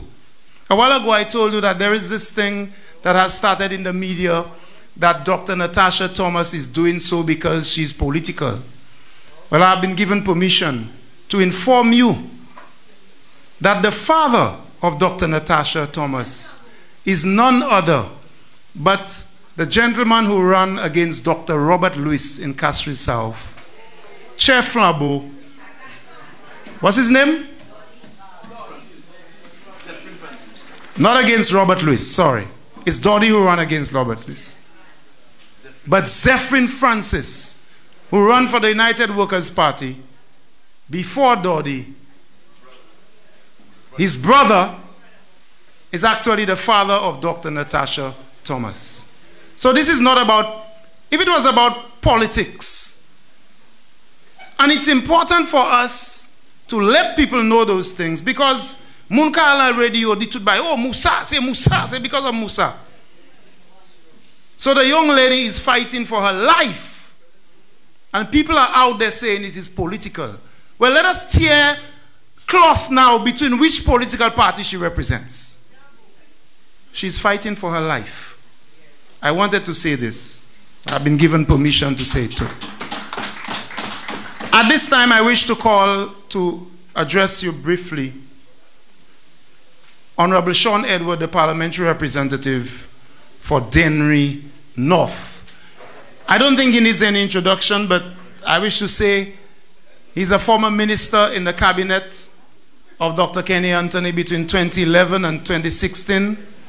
And there are so many posts all over Facebook now about playing fields by Chad Daisy, talking about the playing fields. Let's rescue the playing fields. Chad Daisy is all over Facebook. He went to Viewfort North and took the picture of the Moncayan playing field with grass this high and saying, let's rescue the playing fields. Well, when Brother Sean Edward was Minister for Youth Development and Sports, you could have played marbles on the playing fields in St. Lucia. I welcome Brother Sean, Honorable Sean Edward, Parliamentary Representative for Dennery North. Sorry, what? You think Musa really wants me to be in Viewfort? Thank you very much, Chairman of our party. I've been told that I have 6 minutes to make a presentation here. But it really would be remiss of me to delve into my presentation without acknowledging how wonderful a job Mr. Hennicat did with his own presentation. So let's put our hands together for Brother Hennicat again. In the interest of time, I will adopt the protocol that has already been established.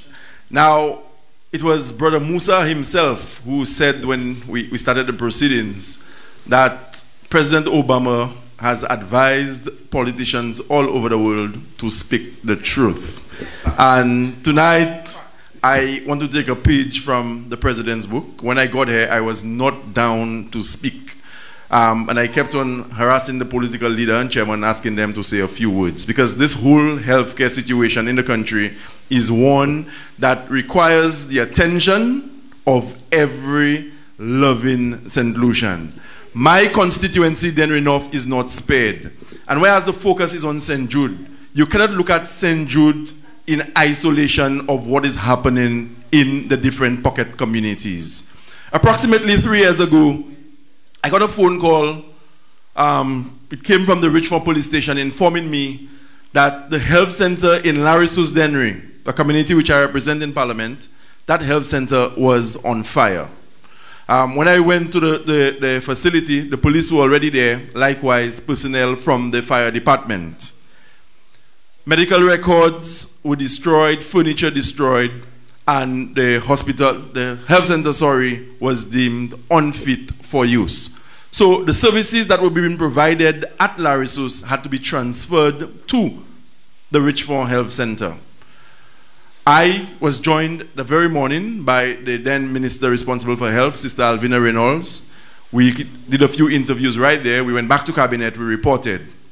And in quick time, the minister responsible for health, in partnership with the Prime Minister, were able to put in the budget grant funding from the Taiwanese in excess of $200,000 to repair the Larissus Health Center. C'était un budget là avant election. You know what happened? When the United Workers Party came into office, yo tiré l'argent qui était là pour repair Larissus Health Center. Excès d'y voir pourquoi that yo tiré l'argent et que yo mettez un travel budget là pour ministers et prime minister. Et vous savez pourquoi ça me quoi ça? Because within the first 3 months of assuming office, they had traveled more than all our ministers put together in 4.5 years. 3 years later, 3 années après, health center ça a tapé, destroyed by fire. Gouvernement flambeau. Et puis Mary Isaac, comme health minister, passe à Wangé Health Center Larissus. And you know what happens?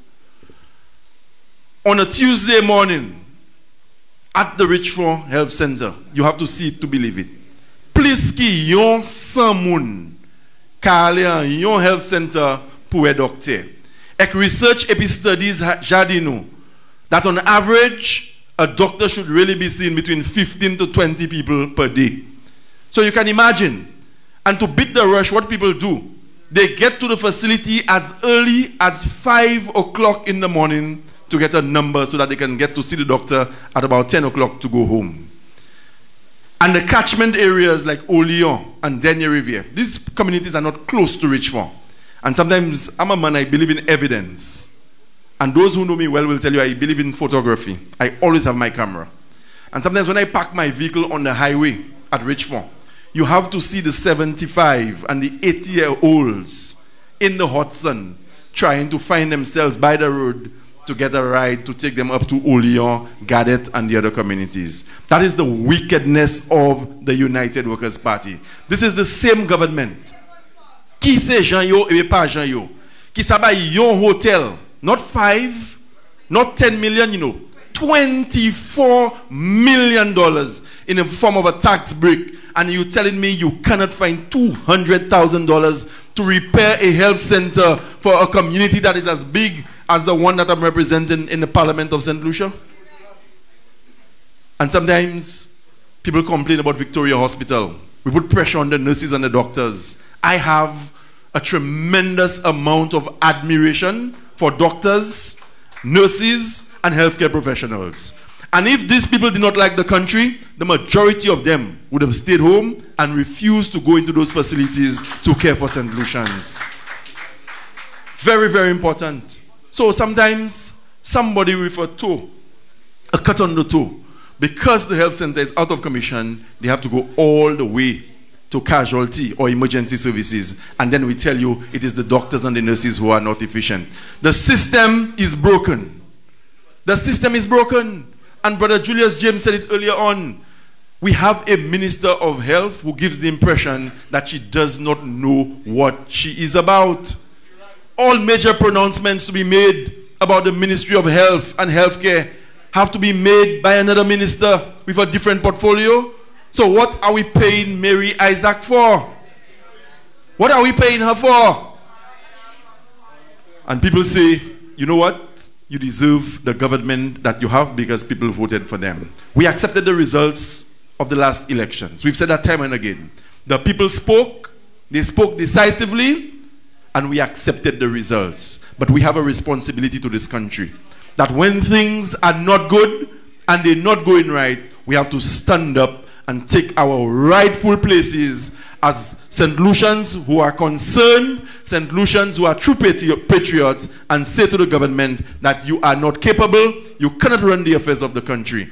If they had failed in the first 3 months, their surrogates would have said, give them a chance, and we gave them a chance. After 1 year, we still give them a chance. You are into your 3rd year as a government. You have nothing to show for 3 years in government. All you do is pick fights with people. St. Lucians are not supposed to be objective thinking people. Once you have a different point of view from what the government is postulating or presenting, they attack you. They attack Hennicat. They attack the doctors.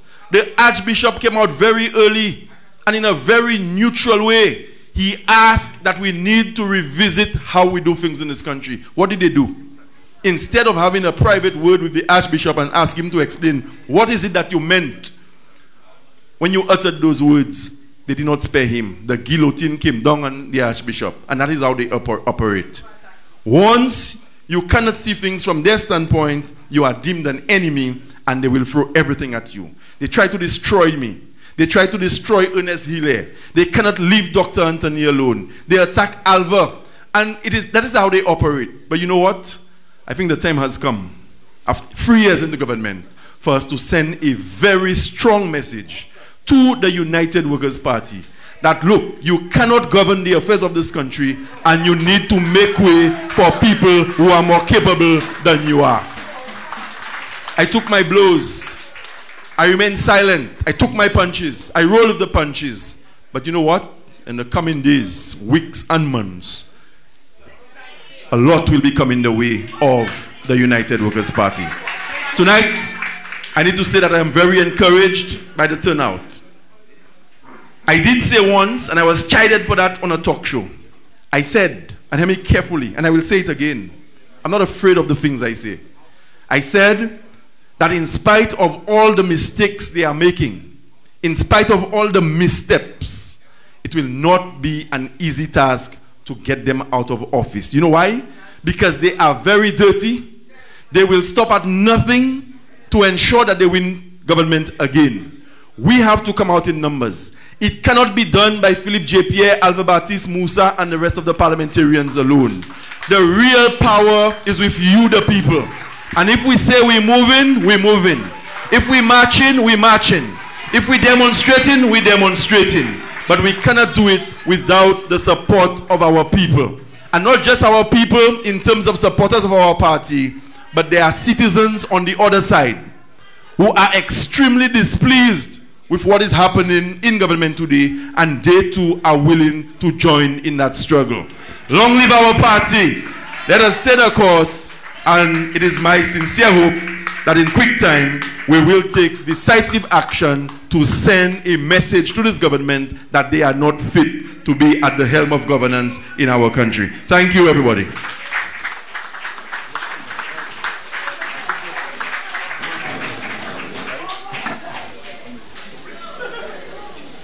Thank you very much. Let's head for Honorable Sean Edwards once again, our second deputy leader of the St. Lucia Labour Party. I promised you we will try to our very best to allow you to travel home to your home at 9. But just very quickly, I know many of you sent text messages to me and you told me that you don't want to go home after the meeting. So I want to let you know that one of the places you can visit is Hiwanora Gardens next to Coconut Bay. There is a place called the Occasional Bar. Very nice place. If you want to lime a bit, that's a place you can visit. I got many messages. That's why I was forced to read this. Before I bring on Honorable Alva Baptiste to speak to you briefly, I want to tell you that we await the political leader who will respond to the pre-recorded presentation by the Prime Minister and the other two ministers. But I wish to remind you, brothers and sisters, that the Soufrière situation is also one that must remain in sharp focus. The Soufrière Hospital. Sister Alvina Reynolds, as minister, led the assault on refurbishing this hospital. I say assault because that's the way she was working. Anek ale à l'hôpital, health center, Waje health center, Waje di for bagay. And do you know, we had this unfortunate fire. Instead of gouvernement ka try investigate to make sure nous savons ça qui veut di faire, Jean-Yon ka blame politics. They did not do what was right. They did not follow the correct procedures, and people were back inside of that hospital. We had a second fire. Up to now, the government cannot resolve the Soufrière hospital situation. C'est Jean Soufrière qui a souffert. Avec l'hôpital là, yo mette en étang. So we must not forget the Soufrière situation. Don't forget, my brothers and sisters, that 37,000 people voted for the St. Lucia Labour Party. So when the Prime Minister says we have lost our right, don't forget that 37,000 people voted for the St. Lucia Labour Party, and there are 6 of us representing the opposition in the parliament. And so they have descended while there is fiberglass on the seats. Ek lè la pli tombe à présent, miette fiberglass ka descend en fat se bloc stadium là. Moun malade a di dans stadium là. La pani pièce galvanise pour couvert, la pli ka tombe, ou y fiberglass ka descend en tout bloc. Ek Jean malade a di dans stadium là. While all of this is happening, he refers to us as jackasses. While all of this is happening.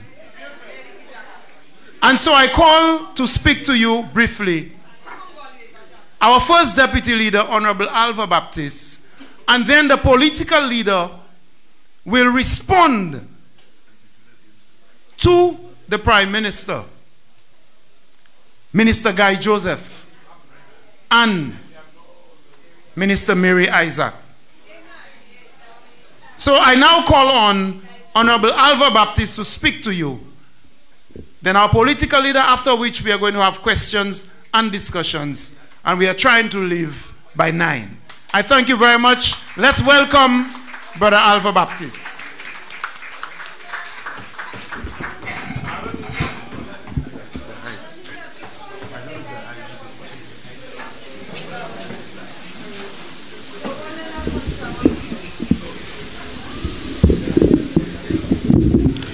Thank you very much, Mr. Chairman. I believe that protocol has been clearly established, and in the interest of time, I will simply navigate the issues that I must as a patriotic citizen here this evening. I have listened attentively to the voices of wisdom. I have listened to the experts. And tonight, I listened in new ways to Brother Hennicat.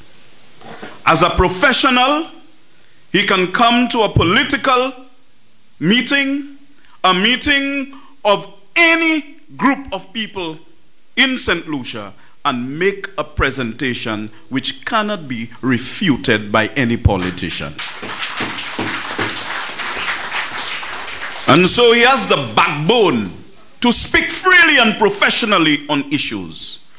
But we are here this evening specifically because we have a government that don't seem to care about health care, about education, about how Vieux-Fortians feel.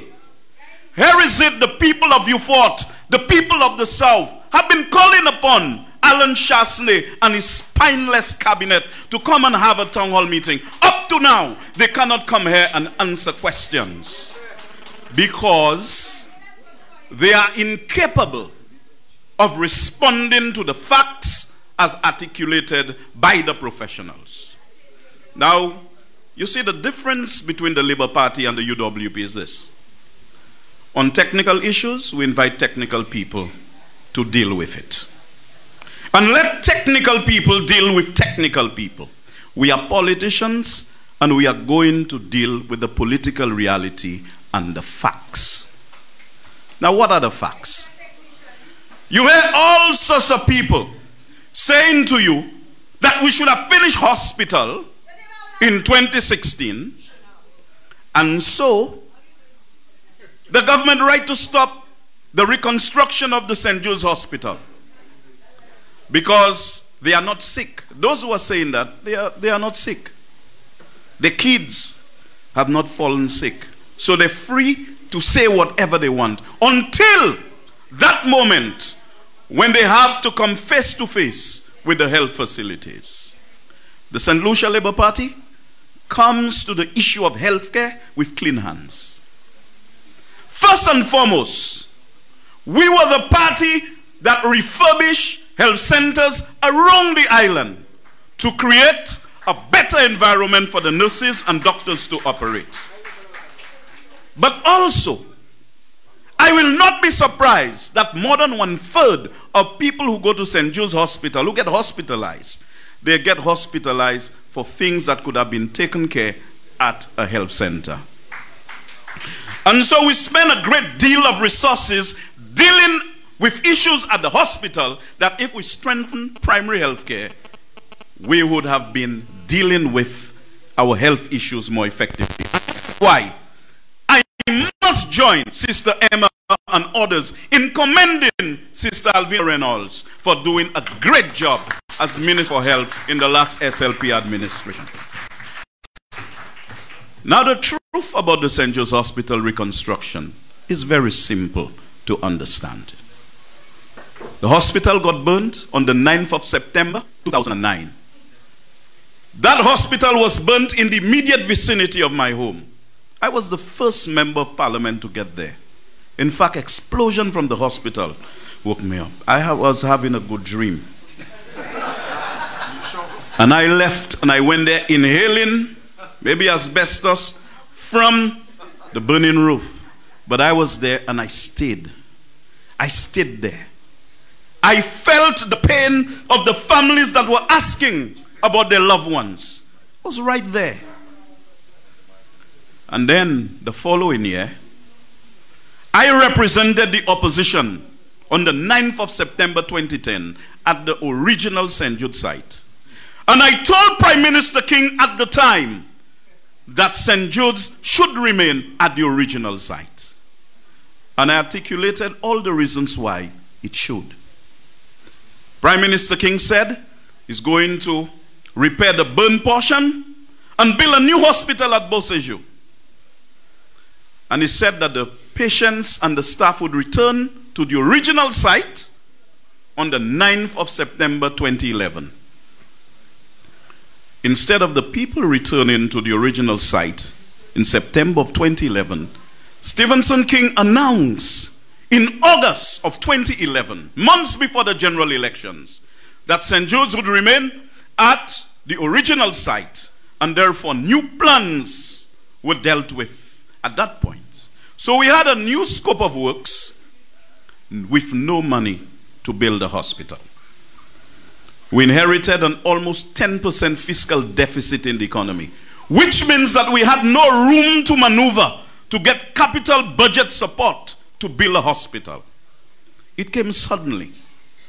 And anybody who have been involved in the reconstruction of hospitals or planning of hospitals, they'll realize just the planning takes between 5 and 10 years.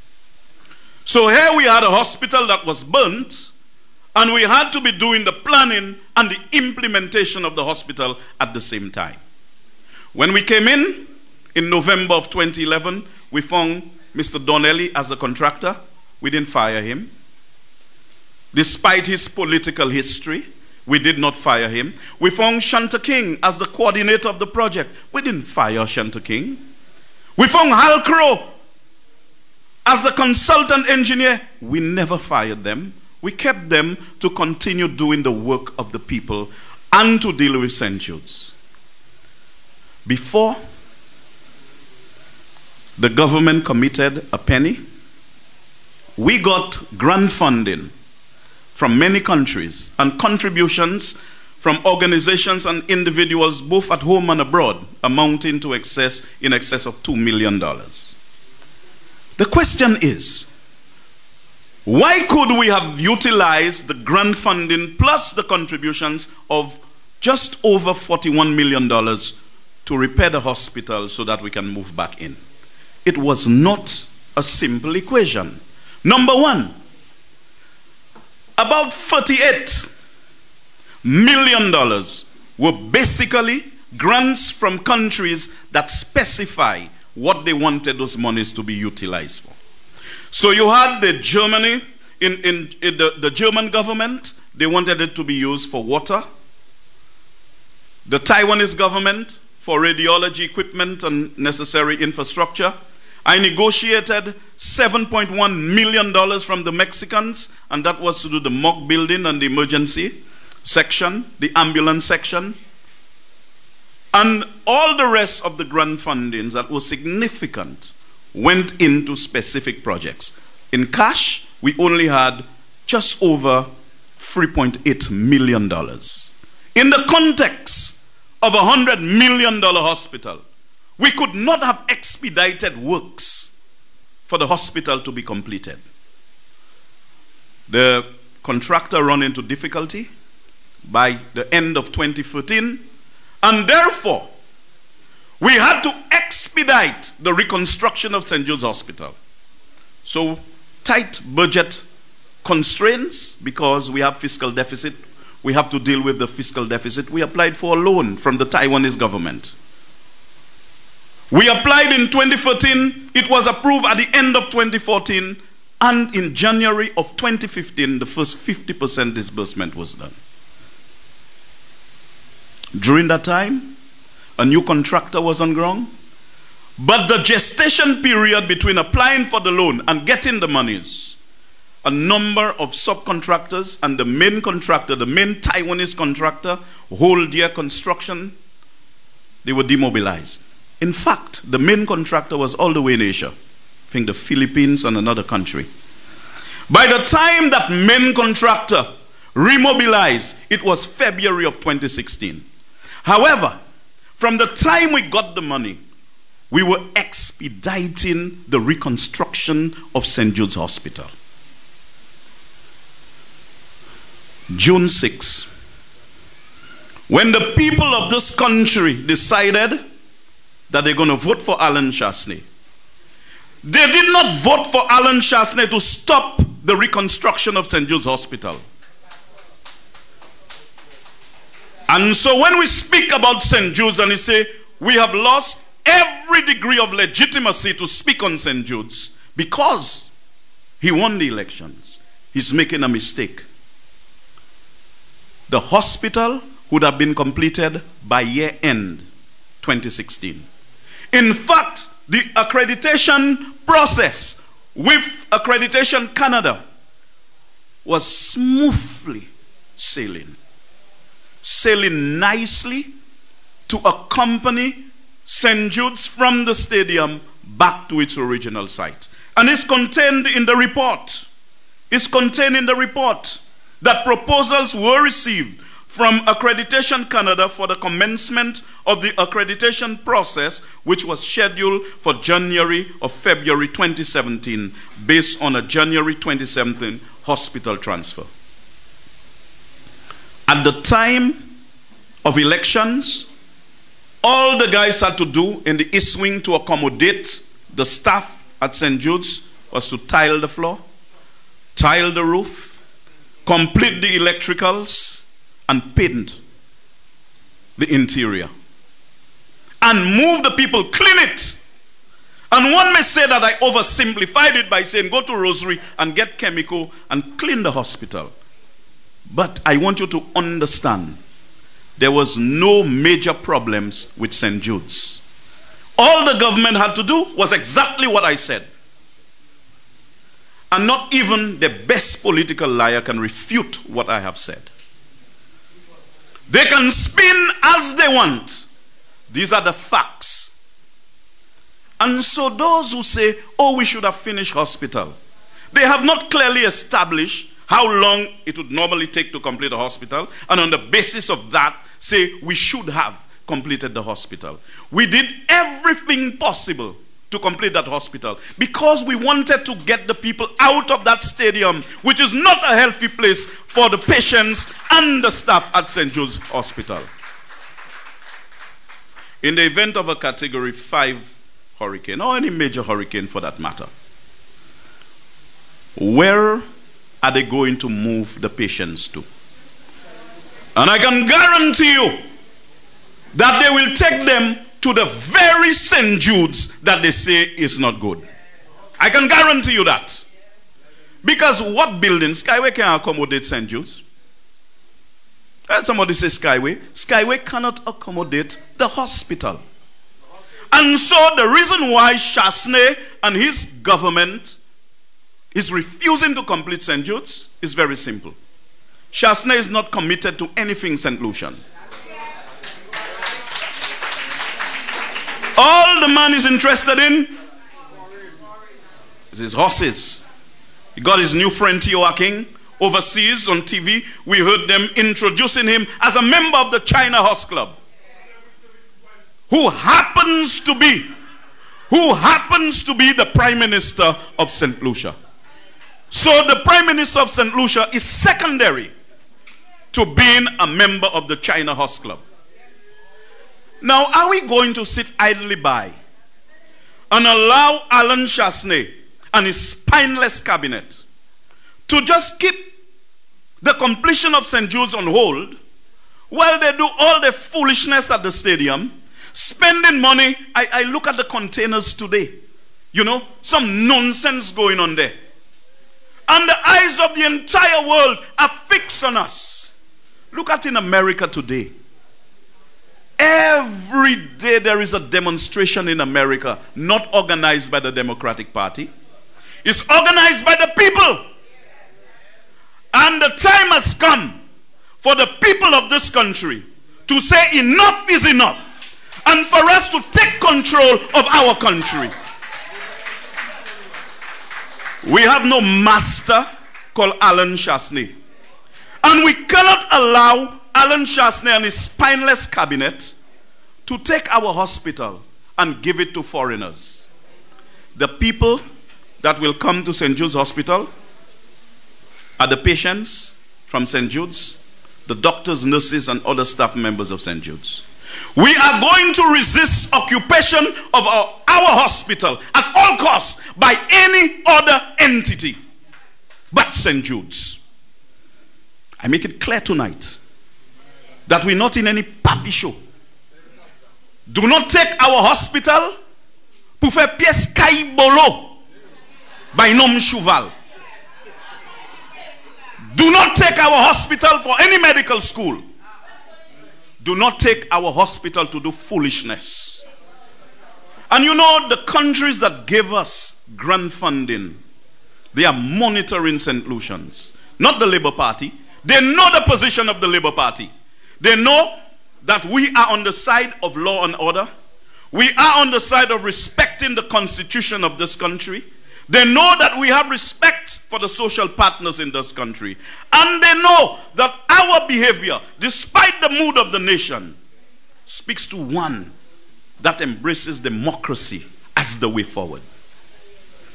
And we have been saying to Alan Chasney and his cabinet politely, do the right thing.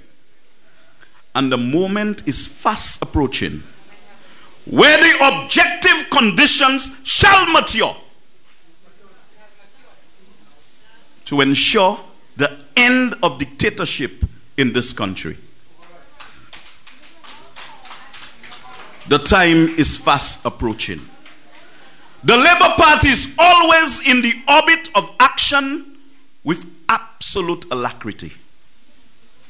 We are always ready to provide the leadership required to take our country to a better place, to end this period of dictatorship in this country, and to re-establish a wise and frugal government. When a government decides, after all its recklessness, to go into NIC funds, the government has a serious cash flow problem because it cannot manage the economy. That's one. And so, tout l'argent, tout the cacadan qui vient from CIP. You are dying. And now, they realize that managing a country and an economy is not a walk in the park. So they go into NIC to get a soulagement. We must stop that, resist that at all cost. Because that may just well signal the beginning of the end for us. Just now, public servants, teachers, nurses, firemen, police may not be able to get paid on time. Maybe initially it's delayed until you do not know when you are going to get paid. So they want to go into the NIC funds. So my dear people, there is absolutely no reason to keep the United Workers' Party in office. But the Labour Party cannot remove any government. You see, if it was the Labour Party that was in office doing exactly this, we would have been out for one simple reason. That the very people who are in this hall today would have been the first to trigger the demise of any Labour Party that would be acting like that. And Flambeau would have been the beneficiary of it. Well, tonight is the commencement of that journey back to good governance.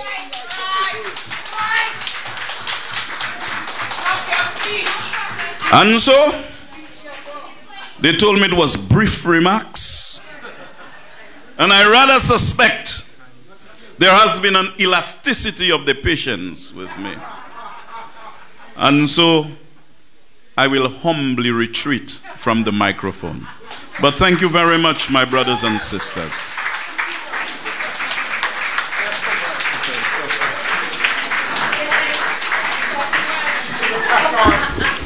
Thank you very much, comrade. Thank you very much, Brother Alpha Baptiste. We are getting ready to bring on the political leader of the St. Lucia Labour Party. Before I do so, I wish for all of us to remember that in this struggle, in this fight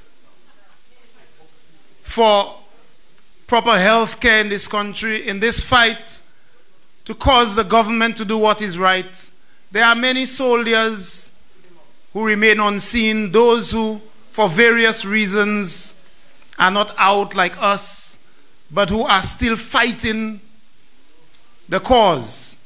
There are those who are sacrificing their lives. And some people say some of the nurses and so on in the hospital should just walk out. But as a speaker said a while ago, I think it was Sister Emma Hippolyta who said that even in this struggle, in 5 to 10 to 15 years, there are people who will die because they remain to care for sick people while inhaling fiberglass at this stadium. We must share a prayer for them. Do not think that all of them are cowards. It may very well be that some of those people are knowingly sacrificing to ensure that those who can't help themselves, even in this crisis, are getting the support that they need. We must also remember the nurses who will lose their jobs at Victoria Hospital and who don't know where to turn because Alan Chasney and the cabinet of ministers and Flambeau promised them that it would be better. We must remember them and pray for them and encourage them to get strength to join the struggle. I also remember very fondly the 3 people who died in the St.Jude Hospital fire. Menas Vigé from Bellevue, Mr. Bap Jabatis from Pierre, and Mr. Sudin from Vigé. And every time those issues of St. Jude's come up, and you see the pictures of the burning surgical ward, I know the people of Vieux Fort North and the relatives feel that pain like a stab over and over again. All 3 of them were from Vieux Fort North. And I wish for us to remember their families in our prayers. Finally, I want to say to you, my sisters and brothers, that this thing about St. Jude Hospital is not about the health of the people. Minister Guy Joseph said it himself. He said that the issue of St. Jude may very well decide the next general elections. He said that on television. So if the minister says so, it means that this is not about sick people and this is not about the hospital. This is about partisan politics. He said so. He said for them, the issue of St. Jude may well decide the next election. So they are playing with our health and trying to play chess because of the next election. So DSH and St. Jude is about whether they can get Vieux Fort North, Vieux Fort South and Labrie. It's about taking the South. It's not about sick people. It's about elections. It's about winning seats. It's about allowing Chinese to come into the country and get the 6 months and citizenship so that they can register to vote, so that they can win the southern seats. That's what it's about. And we need to open our eyes. It's not about sick people. It's about power. And as Brother Alva Baptist said, we must all stand up and show them where the power truly lies. At this point, I wish to invite the political leader of the St. Lucia Labour Party. He's been political leader for 2 years. And in the 2 years since he's been political leader, I don't recall a period of time, barring 74 to 79, when there's been so much political activity, so much mobilization, so much conscious building than under the leadership of Honorable Philip J. Pierre. I want to say to you, my sisters and brothers, that his journey is one of building the structures of the party to ensure that we are ready for elections. And I want you to get ready because this action is necessary. And it's about meetings. It's about demonstrations. It's about protests. But it's also about keeping our eyes on the prize. which is to ensure that Alan Shastner and UWP no longer control the reins of office in St. Lucia. I invite to speak to you the Honorable Philip J. Pierre, Member of Parliament for Castries East and Leader of the Opposition in St. Lucia. Honorable Philip J. Pierre.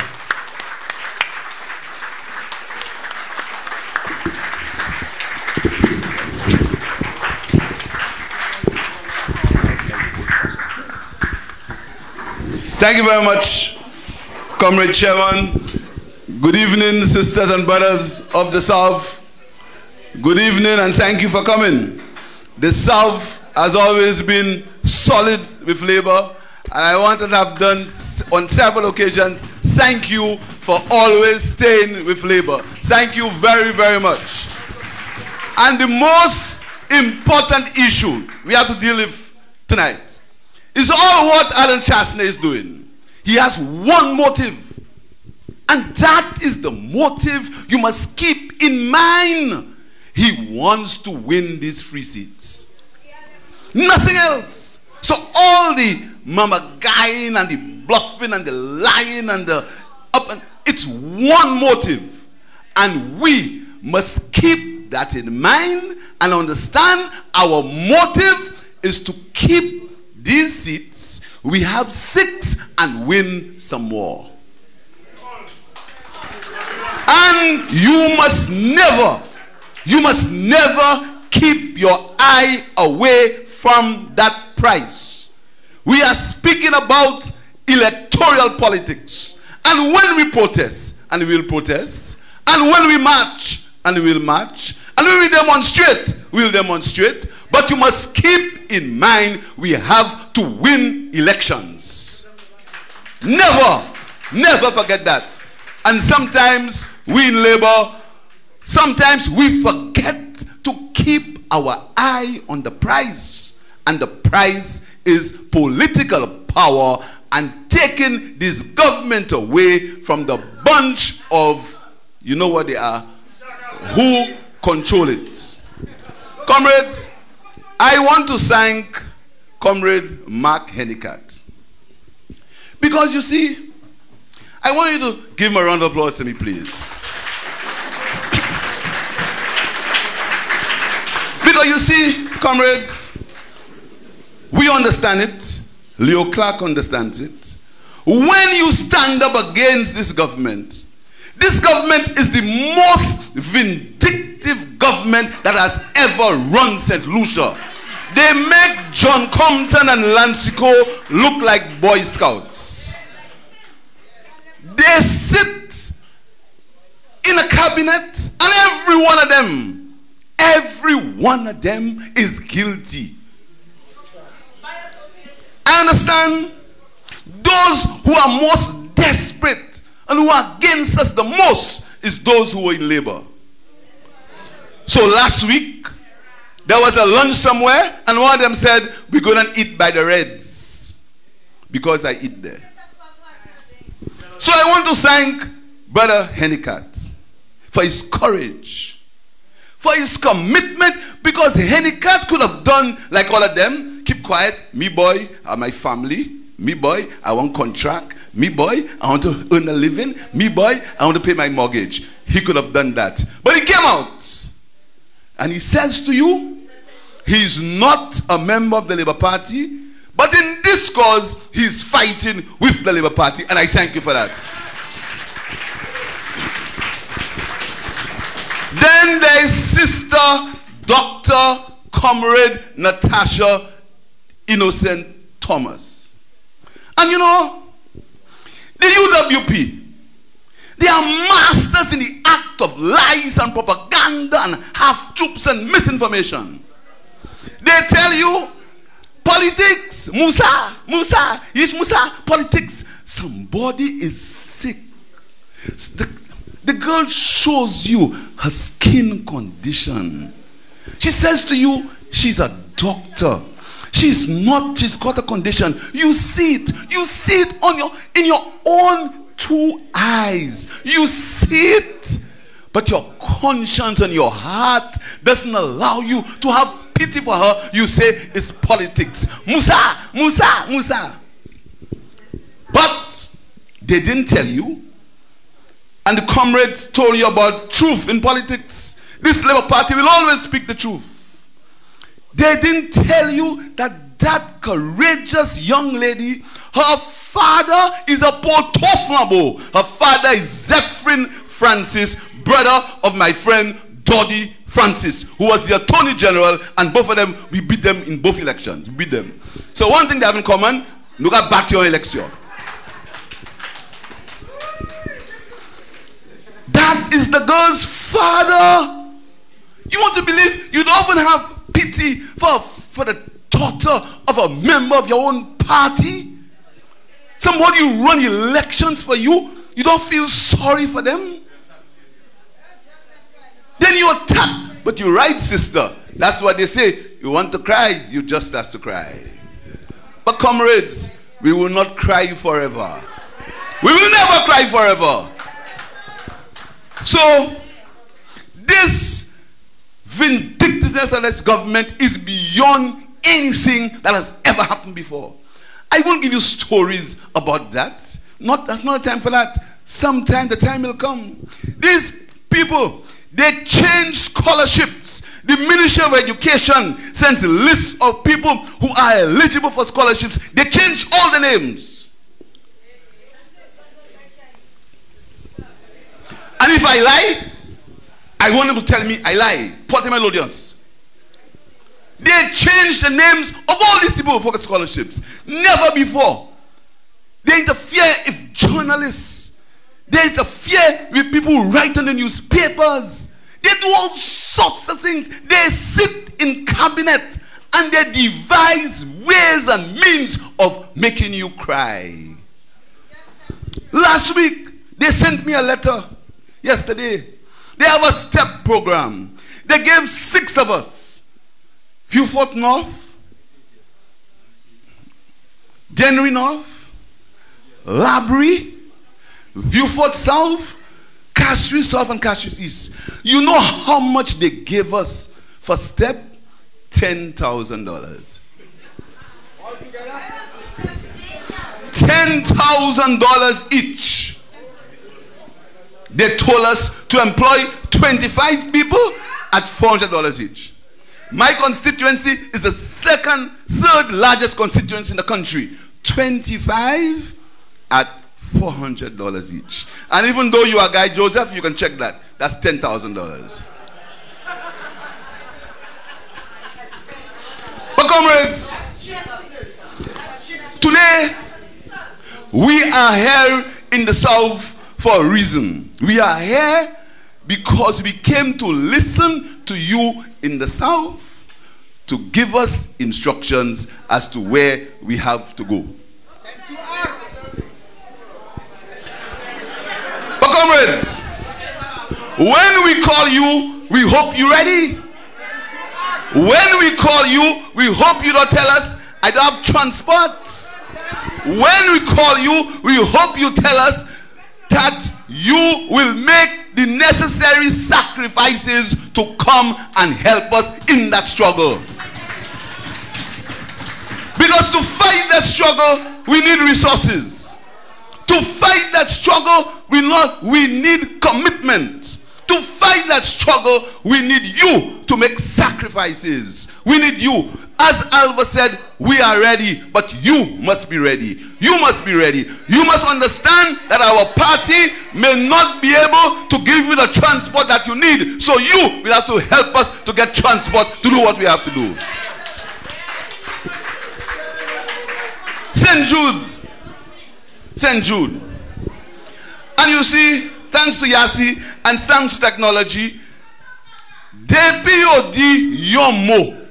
Nuka ekwi. Tout sa yo di nuni. Everything they say, we have. So they must shut up. Because anything they say, we have. And we record it. But before I go, I want briefly to tell you about the NIC. Because you heard Sister Emma tell you about the NIC, and she said that she would allow me to deal with it because I am the party spokesman on finance. Very quickly, very quickly. Because you know, I want you to spend some time with me though.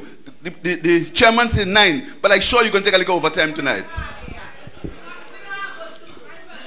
We have to talk about the NIC. Let me tell you what happened in NIC. Government sells, and listen to that, listen, because tomorrow, by tomorrow, you will hear one that has its pants down. Tell you all kind of things about NIC, and they did it before. They had it right. Wait. Let me tell you about the NIC. Government sells bonds. Now, bonds is like a fixed deposit that you put in the bank. Okay? So you have some extra money, you put in the bank. A business has some extra money, they decide to buy government bonds. Government gives you a piece of paper. The piece of paper says you give them $1 million and they'll pay you back in 5 years at X% interest. That's simple, very simple. Not no big thing, very simple. The government of St. Lucia sold bonds. Now, I am waiting for them to come out because I had predicted that. I am waiting for them to come out because they must come out this week with lies.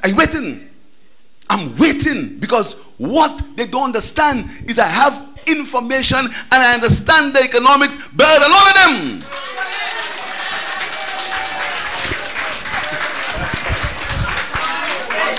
So what they are doing is that a bond is for X amount of time.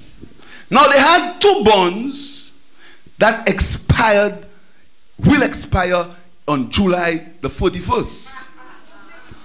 Now normally what happens with bonds is like you have a fixed deposit in the bank. You're not taking it out, you're taking the interest. Agreed? You leave your fixed deposit and you take the interest. So the bondholders normally say, give me the interest. So they put the interest for them. They normally do what is called a rollover. A rollover in simple terms is you say, keep the money there for another period of time and give me the interest. Always happens. Always happens, comrades. It happens with us. It happened with them. It happened with previous governments. It happens all over.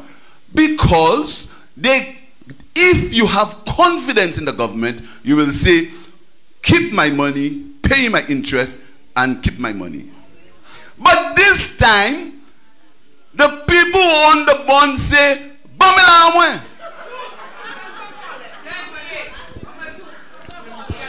give me my money. Now,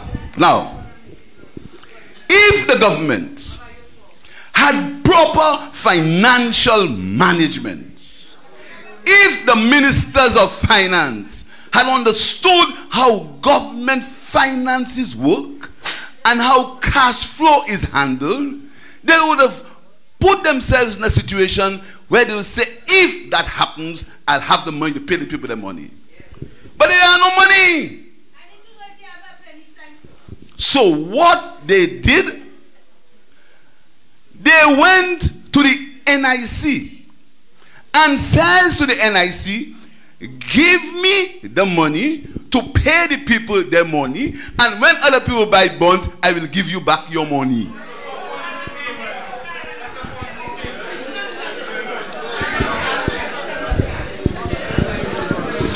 You will give them back the money in October or in July. 3 months.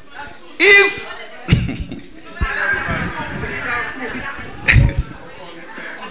so, my sisters, now you must understand that the NIC already has about $400 million worth of bonds with the government. Already, comrades. You already have about $400 million worth of bonds with the government. Now, you might say, and they will tell you, oh, NIC have a lot of money. But that is the ignorance of the people who tell you that. let me tell you about pensions for a few short moments. The population of the world, apart from Muslims and Indians, is getting smaller. People are living longer and the population increase is decreasing. So when people reach the pensionable age, there's something that they call an actuarial survey, where they look at what will be the situation 30 years from now for people who have not reached the pensionable age. So if you notice, they increase the money, they increase the time for NIC. They've increased it. It was 55, it went up to 60, it went up to 63, and now I think it's 65. In Barbados, it's gone up to 68. In some places, it's 70. So what will happen? Now these people will not be working. So you must have money there to give them till they die. So the NIC is a very serious thing. NIC money. And that is why some governments pass rules and regulations that say central government cannot enter into the people's NIC money. So comrades, this is a very serious thing. Now, if the government does not get the money from NIC, they are going to default on the payment. And when they default on the payment, St. Lucia has lost its credit worthiness and all fall down. But sister, you said let them default. When they default, is we are the ones who have to clean up that mess. So it's serious business. That's serious business. So next week they will come out. But I'm waiting for them. I'm waiting for them to come out. I'm waiting for them. Because what they will come out with is lies, deflection, misinformation, and all sorts of things. So that's another reason why we have to protest. We have to protest for our NIC money, to protect our NIC funds. Now, you heard Alan Chasney. Now, Obama said that some politicians have begun to sing that when you lie again. Obama said all the politicians lie. I tell him speak for himself. He said all politicians lie. But he also said when you lie, finish that. But he said well, they lie again. Alan Chasney lies and he lies again. And he forgets how he lies, so he lies again. Alan Chasney said that the former government, these guys,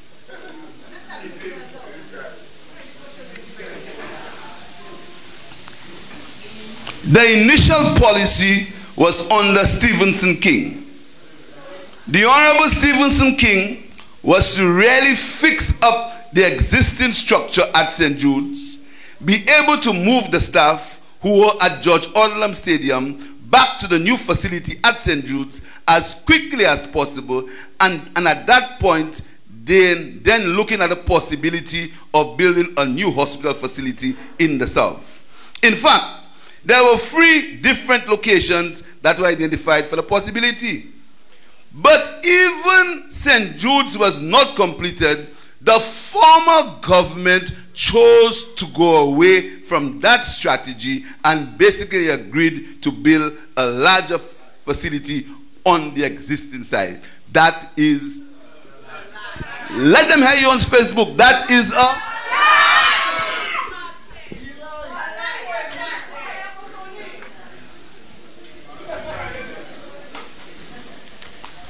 Look at the report that they don't want you to see. They hid it. You say way. They hid it. They don't want you to see it. St.Jude Hospital reconstruction project. And when people tell you about the opposition, we were the ones who put that on the table and we made it a document of the House. We were the ones who did it. We are the ones who did it. And if you look at that document, you will see very clearly. And I wonder why a prime minister must believe he can just say what is not true. On page 18 of that report, it says, change in policy direction. And it says to you, financing was not available to meet the requirements of this new direction. When Stevenson King changed the scope and financing was not available from that time. So you see the story. They open them out. Y'all didn't finish St. Jude. Y'all didn't finish St. Jude. Anytime you corner the government, they blame the opposition. Anytime they are cornered, they blame the opposition. Y'all didn't finish St. Jude.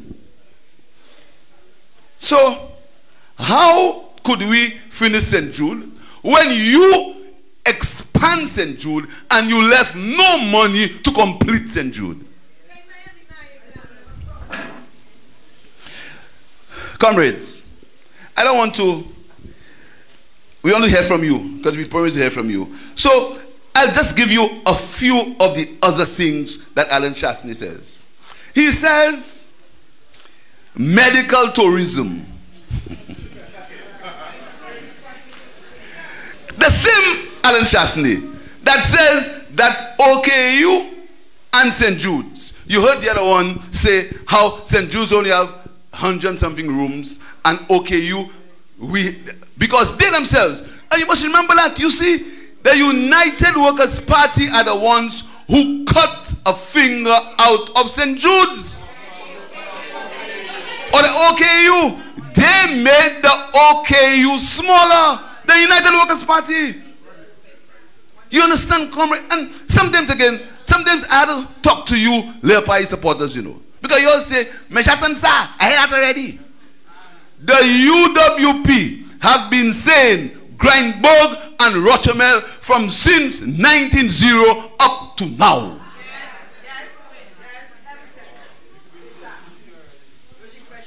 Every time they open their mouth, Grindberg, Rochamel, Grindberg, Rochamel, 7982. So they were the ones. Now, how can you have medical tourism when you don't have enough beds for St. Lucians in the hospitals? Just listen to the bluff and the BS. You want to have medical tourism, but you don't have enough beds in the 2 existing hospitals when they are finished for local people. So where will you send local people?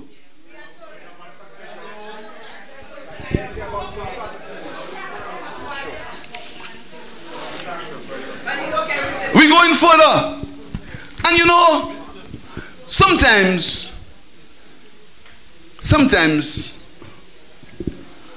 it annoys me. You know why it annoys me? Because I see people make excuses for that nonsense. The latest one, why is now the doctor speaking? Only now? Only now? The doctors attacked us for VAT on medication. You remember that? We didn't see anything.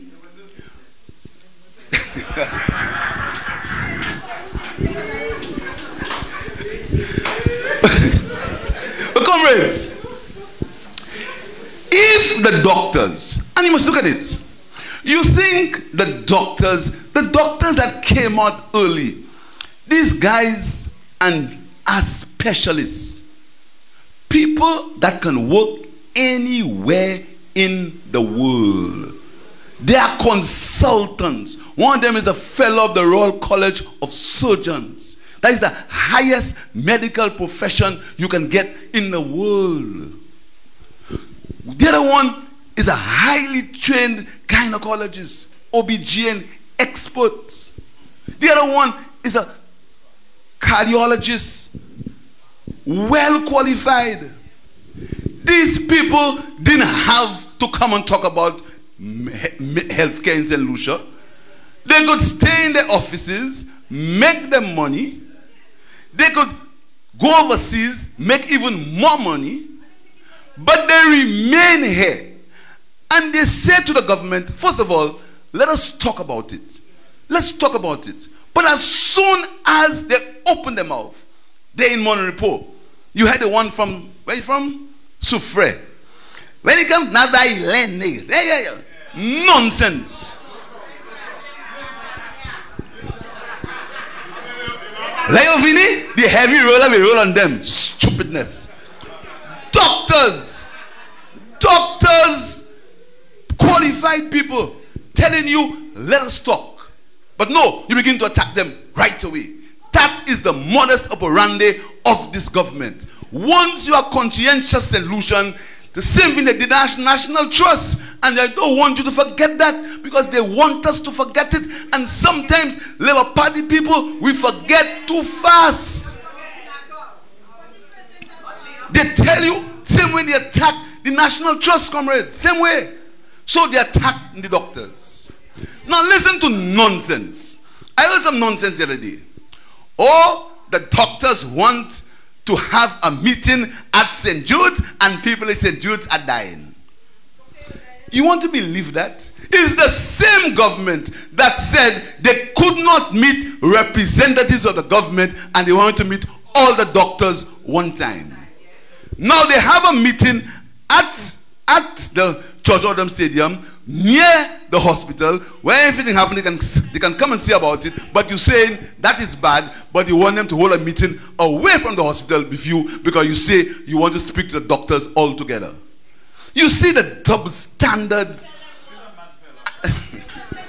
You see the double standards and the misinformation and the bluff.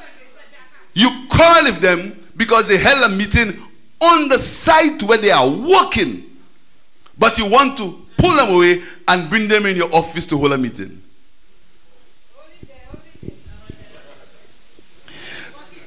So comrades, that is how the government goes along and attacks everybody. Listen to that. They say it would be easy for people who were doing St. Jude's, if they knew better, to simply go up to Castries and take a look at the structure. So you walk to Castries, look at OKU and say, okay, this, that, let's make St. Jude so. I mean, you think a man can tell people that? Do you think a man can really, and people defend that? You mean a man can tell people a hospital that takes 5 to 10 years to plan to execute, you could simply leave, go down to OKU, look at it, and come back and build St. Jude. Then he says that they've made a decision. The decision that we now made is we gonna. Not going to, we gonna. The man doesn't even speak like us. We gonna. Are you? We gonna build a new wing utilizing the core facilities of the St. Jude's location. What does that mean?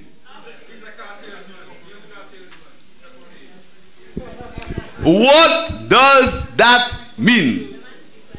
You're going to build a new wing using the core facilities of St. Jude's. What does that mean? So you're going to, and listen, in the same speech, the other one, I call his name, he made the point that they build chapel, they build boutique, they build warehouse, and they build a hospital. But the other one, his boss, saying that they will build a new hospital using the core facilities of St. Jude. Where are you going to space from? Where are you going to put it? The other one just said that everything packed. He said that they increased the square footage of St. Jude's. He just said so, you know. But his boss, just before him, says they will build a new building in the same place where the other ones say they have no more space.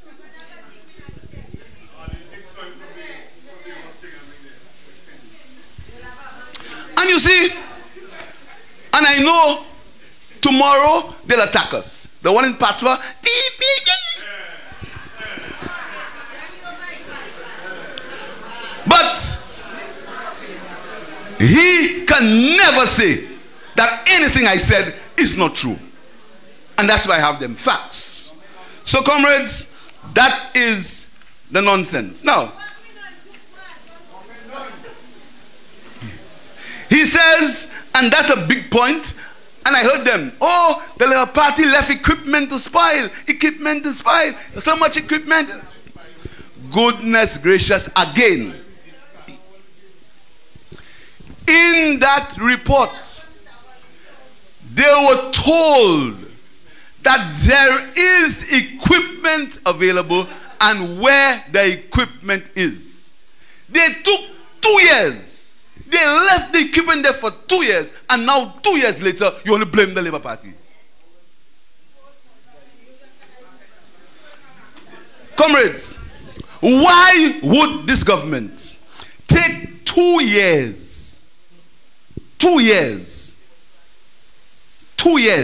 24 months to decide what to do with a building that is there already? The government paid $1 million for an audit, and in the terms of reference of that audit, they are saying to the auditor, tell us how we can complete the hospital in 1 year. So they themselves knew that the hospital could be completed in 1 year. That is why the terms of reference of the audit says how we will complete the hospital in 1 year. But they do nothing about it. They do absolutely nothing about it. And now they want to blame the St. Lucia Labour Party. We are taking no blame for St. Jude's. We did what we had to do. When we came into government, we found they had increased, they had changed the plans, we maintained the plans. When we came into government, we found they had a contractor, we kept him for a while before he could not perform. When we came into government, we found they had appointed an engineer, we kept the engineer. When we came into government, we found they had employed a consultant, we kept the consultant. And to make it worse, we found that they left no money, and we looked for money to continue the work at St. Jude's. So we take no blame.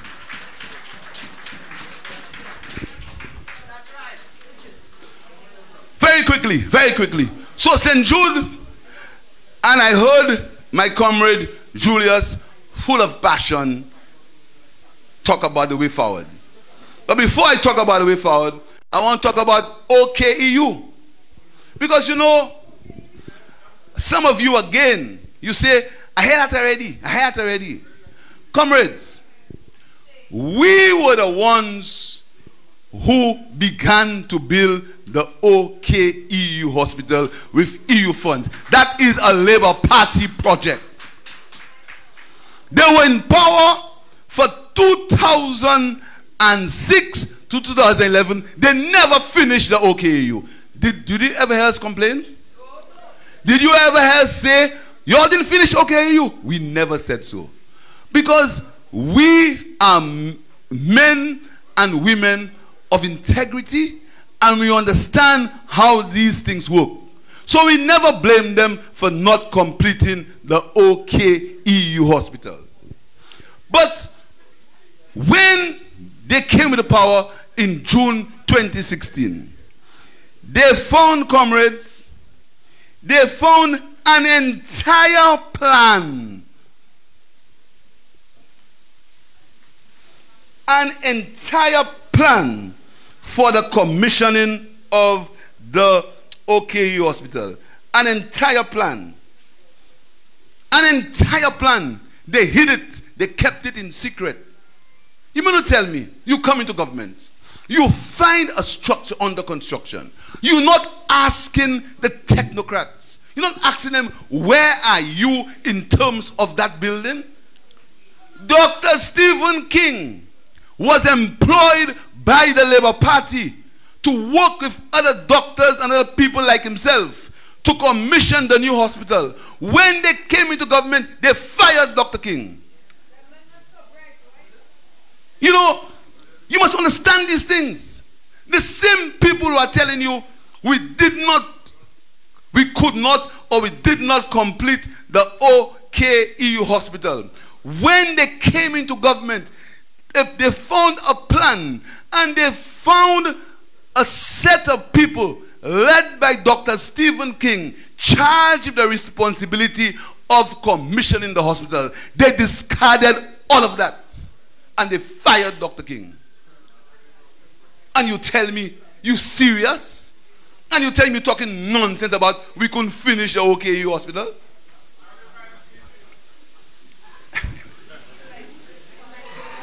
Comrades, all what had to happen at the OKU hospital was costed. We had to finish the kitchen. We had to finish the car park. We had to put in an IT system. We had to finish the extra facilities. All that was down, ready to be completed. We also had already had discussions with the staff. We are getting the staff ready for the transition into the new hospital. All that is documented. And you're talking about financing. And I want to come to the financing shortly. You see, comrades, this government, I don't know what they were doing for the 2 years. What they were doing for the 2 years is thinking of a way to give the hospital to their friends, their family, and to foreigners. That is what they were doing. Because you mean to tell me, when you come into office, you're not looking at what is there? When I became a minister in the Ministry of Infrastructure, when I went into the office, I looked at what was there. There was nothing much, but I looked still.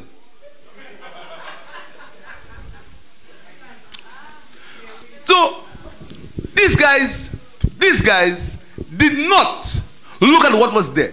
They waited for 2 years, and now they want to blame the St. Lucia Labour Party. Health financing. Sister Emma told you, we had done a lot of work on health financing. There were documents, and again, these are things that you must know. There were documents, not documents prepared by us or by Guy Joseph.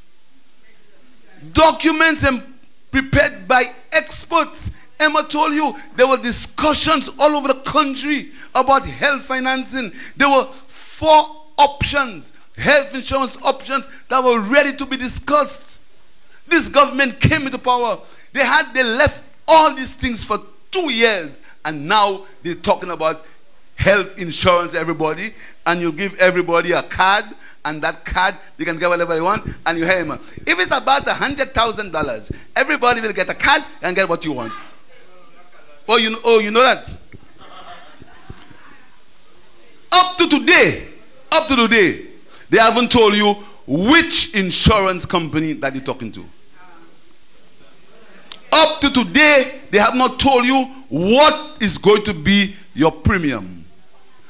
Up to today, they have never come and discussed with you. And here, he says under one breath, they are talking to insurance companies. Next thing they say, you have father from Grenada. All kind of things just to baffle you, to baffle you, baffle you, baffle you. And when they baffle you, they slide it in, and by the time you know what's happening to you, elections will be there, and they'll tell you, give them another term. That is the plan. That's the plan. The plan, give them another term after they've wasted the term you've given them. But my sisters and my brothers, you must not allow that to happen. So as far as healthcare is concerned, and I know you need to leave, we are saying that the Labour Party left the government a concrete plan to complete the St. Jude's hospital and to commission the OKEU hospital. They wasted 2 years. And instead of working with the doctors and medical people who were commissioned to do that. They attacked them.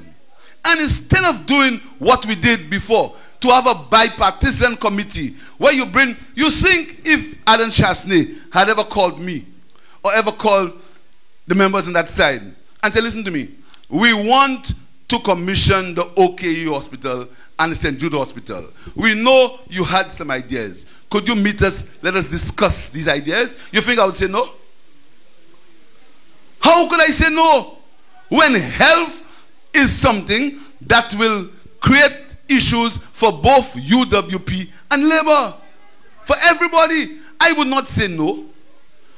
But you think if he calls me now, I'll go? I won't go. Because it's too late. You know why it's too late? Because you allowed people to suffer for 2 years. Too long. And now it's time for you to do what you have to do to cause these hospitals to open. So my sisters, my brothers, we are not going to take that line down. We have lied down enough. Now it's time for us to get up. But for us to get up, you need to get up with us. We cannot get up alone. You need to get up with us. You need to have the commitment, the drive, and you need to put your body and souls in that struggle to fight to ensure that St. Lucia remains a democratic country. You need the courage of a Dr. Thomas, of a Mark Hennicat, the courage of people in the St. Lucia Medical and Dental Association who stood up and said that is wrong. You need the courage of the Dr. Louises. You need the courage of the nurses, the nurse who stood up and said that is wrong. You need the courage, and we need you to help us in that struggle. We are going to show with our feet very shortly we are not satisfied with what this government is doing. And we're going to sit down and talk to Julius James about the proposals that he made to us. But I can assure you, we are going to be calling you very shortly to demonstrate with your feet that we are against what this government is doing. We are going to be calling you very shortly. And we don't want you to tell us, oh, send transport meet me by my home, man need low, bring carry water. We don't want to tell you that. When we call you, we want you to say, now we are ready and we are going. So comrades, you've been very patient with us, but we have been working.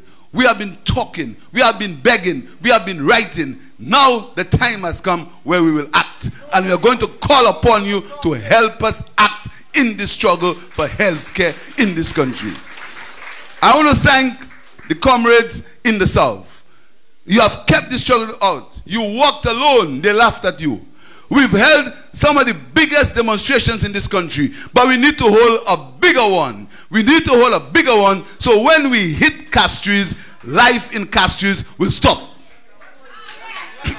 And to do that, we need you to help us. We are always going to be peaceful. We are always going to obey the law.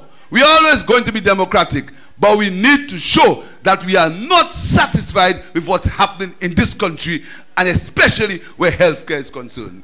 So you will hear more about it. We will discuss. We must talk. I know some of you say we're talking too much. The only way human beings can communicate is by talking. We can't communicate by sign. Nupamumu. We must talk to you. We must talk to you, and you must talk to us. You must tell us how you feel, and we'll tell you what we'll do for you. We appreciate your support. We know that in this country, when you stand up, you are victimized. We know there are nurses and doctors that want to join us. Every day, I hear from doctors that want to join us, but they say, comrade political leader, I am afraid for my job. They say that all the time. But we know that they understand the struggle. So we must stand up with them, and they will stand up with us, even though not in body but in spirit. But a time will come when we will have to make the necessary sacrifices to ensure that what passes for government in Lucia stops. And we must make that sacrifice. And whilst I lead this party, I'm ready to make that sacrifice with you to ensure that we get good governance in St. Lucia and the healthcare situation in this country is improved. I thank you very much.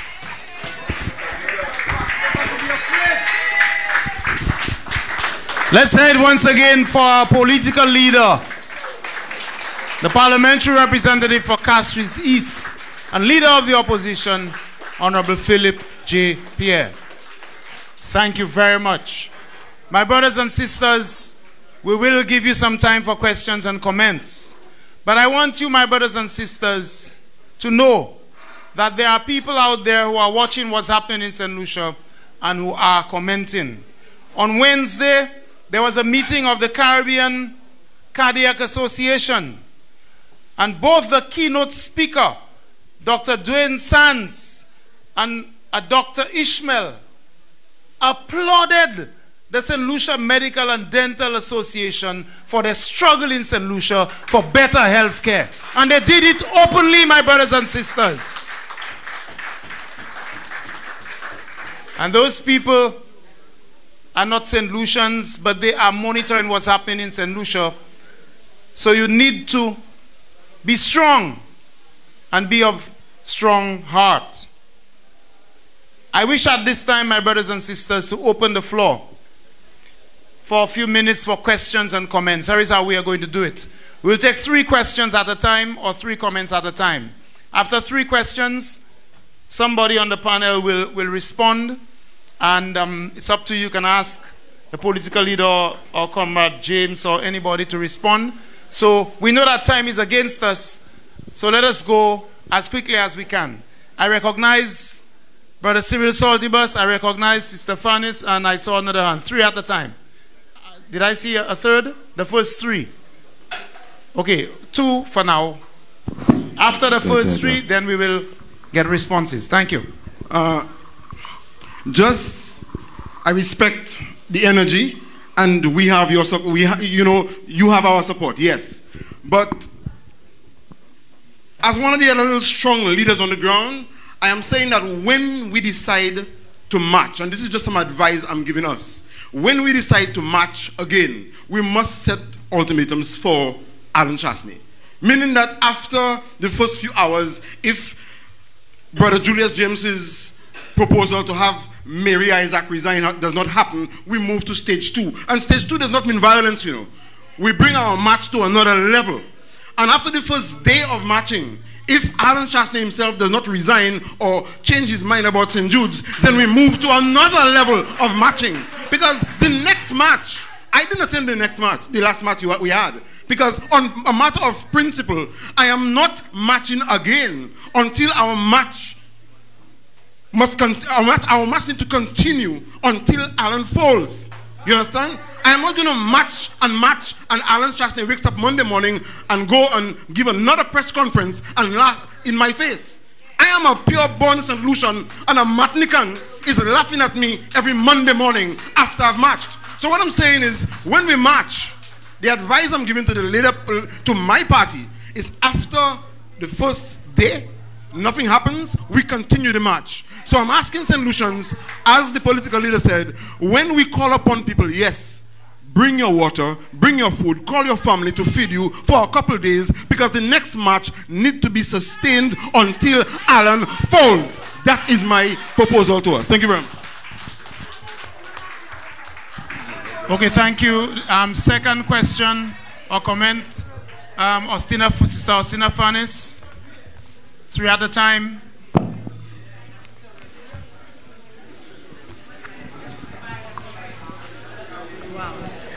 Good evening, all. Cyril Saltibus has echoed my sentiments. But I will say this. We realize that Alan Chasney does not listen. Alan Chasney does not respect St. Lucians. And we need to make Alan Chasney understand that he does not have the control. The people have the control. We submitted petitions to Alan Chasney, and he just shoved it off. He shredded those petitions. He does not care. I am prepared not to just demonstrate. I am prepared to shut down the country. And I believe every right-thinking St. Lucian, with all the reckless decisions that has been taken by Alan Chastanet and his cabinet of enablers, have to take that decision to not just demonstrate, but to shut down the country. I am also saying that the police force, they realized that Chastanet double-crossed them because he told them he would make impacts go away. And right now he is working roughshod over the policemen. So I am saying to the Royal St. Lucia Police Force that when we go out there to shut down the country, put down the weapons and do not strong armors. Because at the end of the day, they are affected. The teachers of St. Lucia, they realize that Alan Chastanet has cut the assistance to the teaching service. Alan Chastanet has no respect for teachers, and the conditions under which they are operating is not conducive for learning. I am asking the teachers to put down their tools and demonstrate with us to shut down the country. We understand that nurses have a passion for the profession and they are very guided by what they do. But sometimes there has to be casualties in making those kind of decisions. I am asking the nurses to put down their tools and shut down the country. The business community, there are some workers, we seem to have that kind of fear in ourselves. When the people decide to stand up for what they believe is right, for the fight that their ancestors continued for them, I am asking the business community to not penalize your workers, but stand with them and shut down the country. That is my contribution. Okay, thank you very much. We have had two contributions, 2 comments. I am not sure that the comrades want a response. They made suggestions and comments. But I'm going to ask whether there are any other individuals who have questions, or let's take 3 questions, or who want to make a brief comment at this time.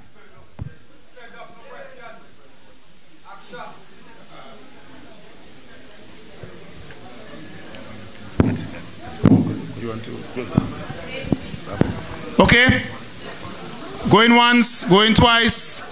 Okay, so we have the 2. I just want to be sure. So we have 2. We have just 2 final comments or questions. If there are comments, brief please, and questions, we'll take the questions.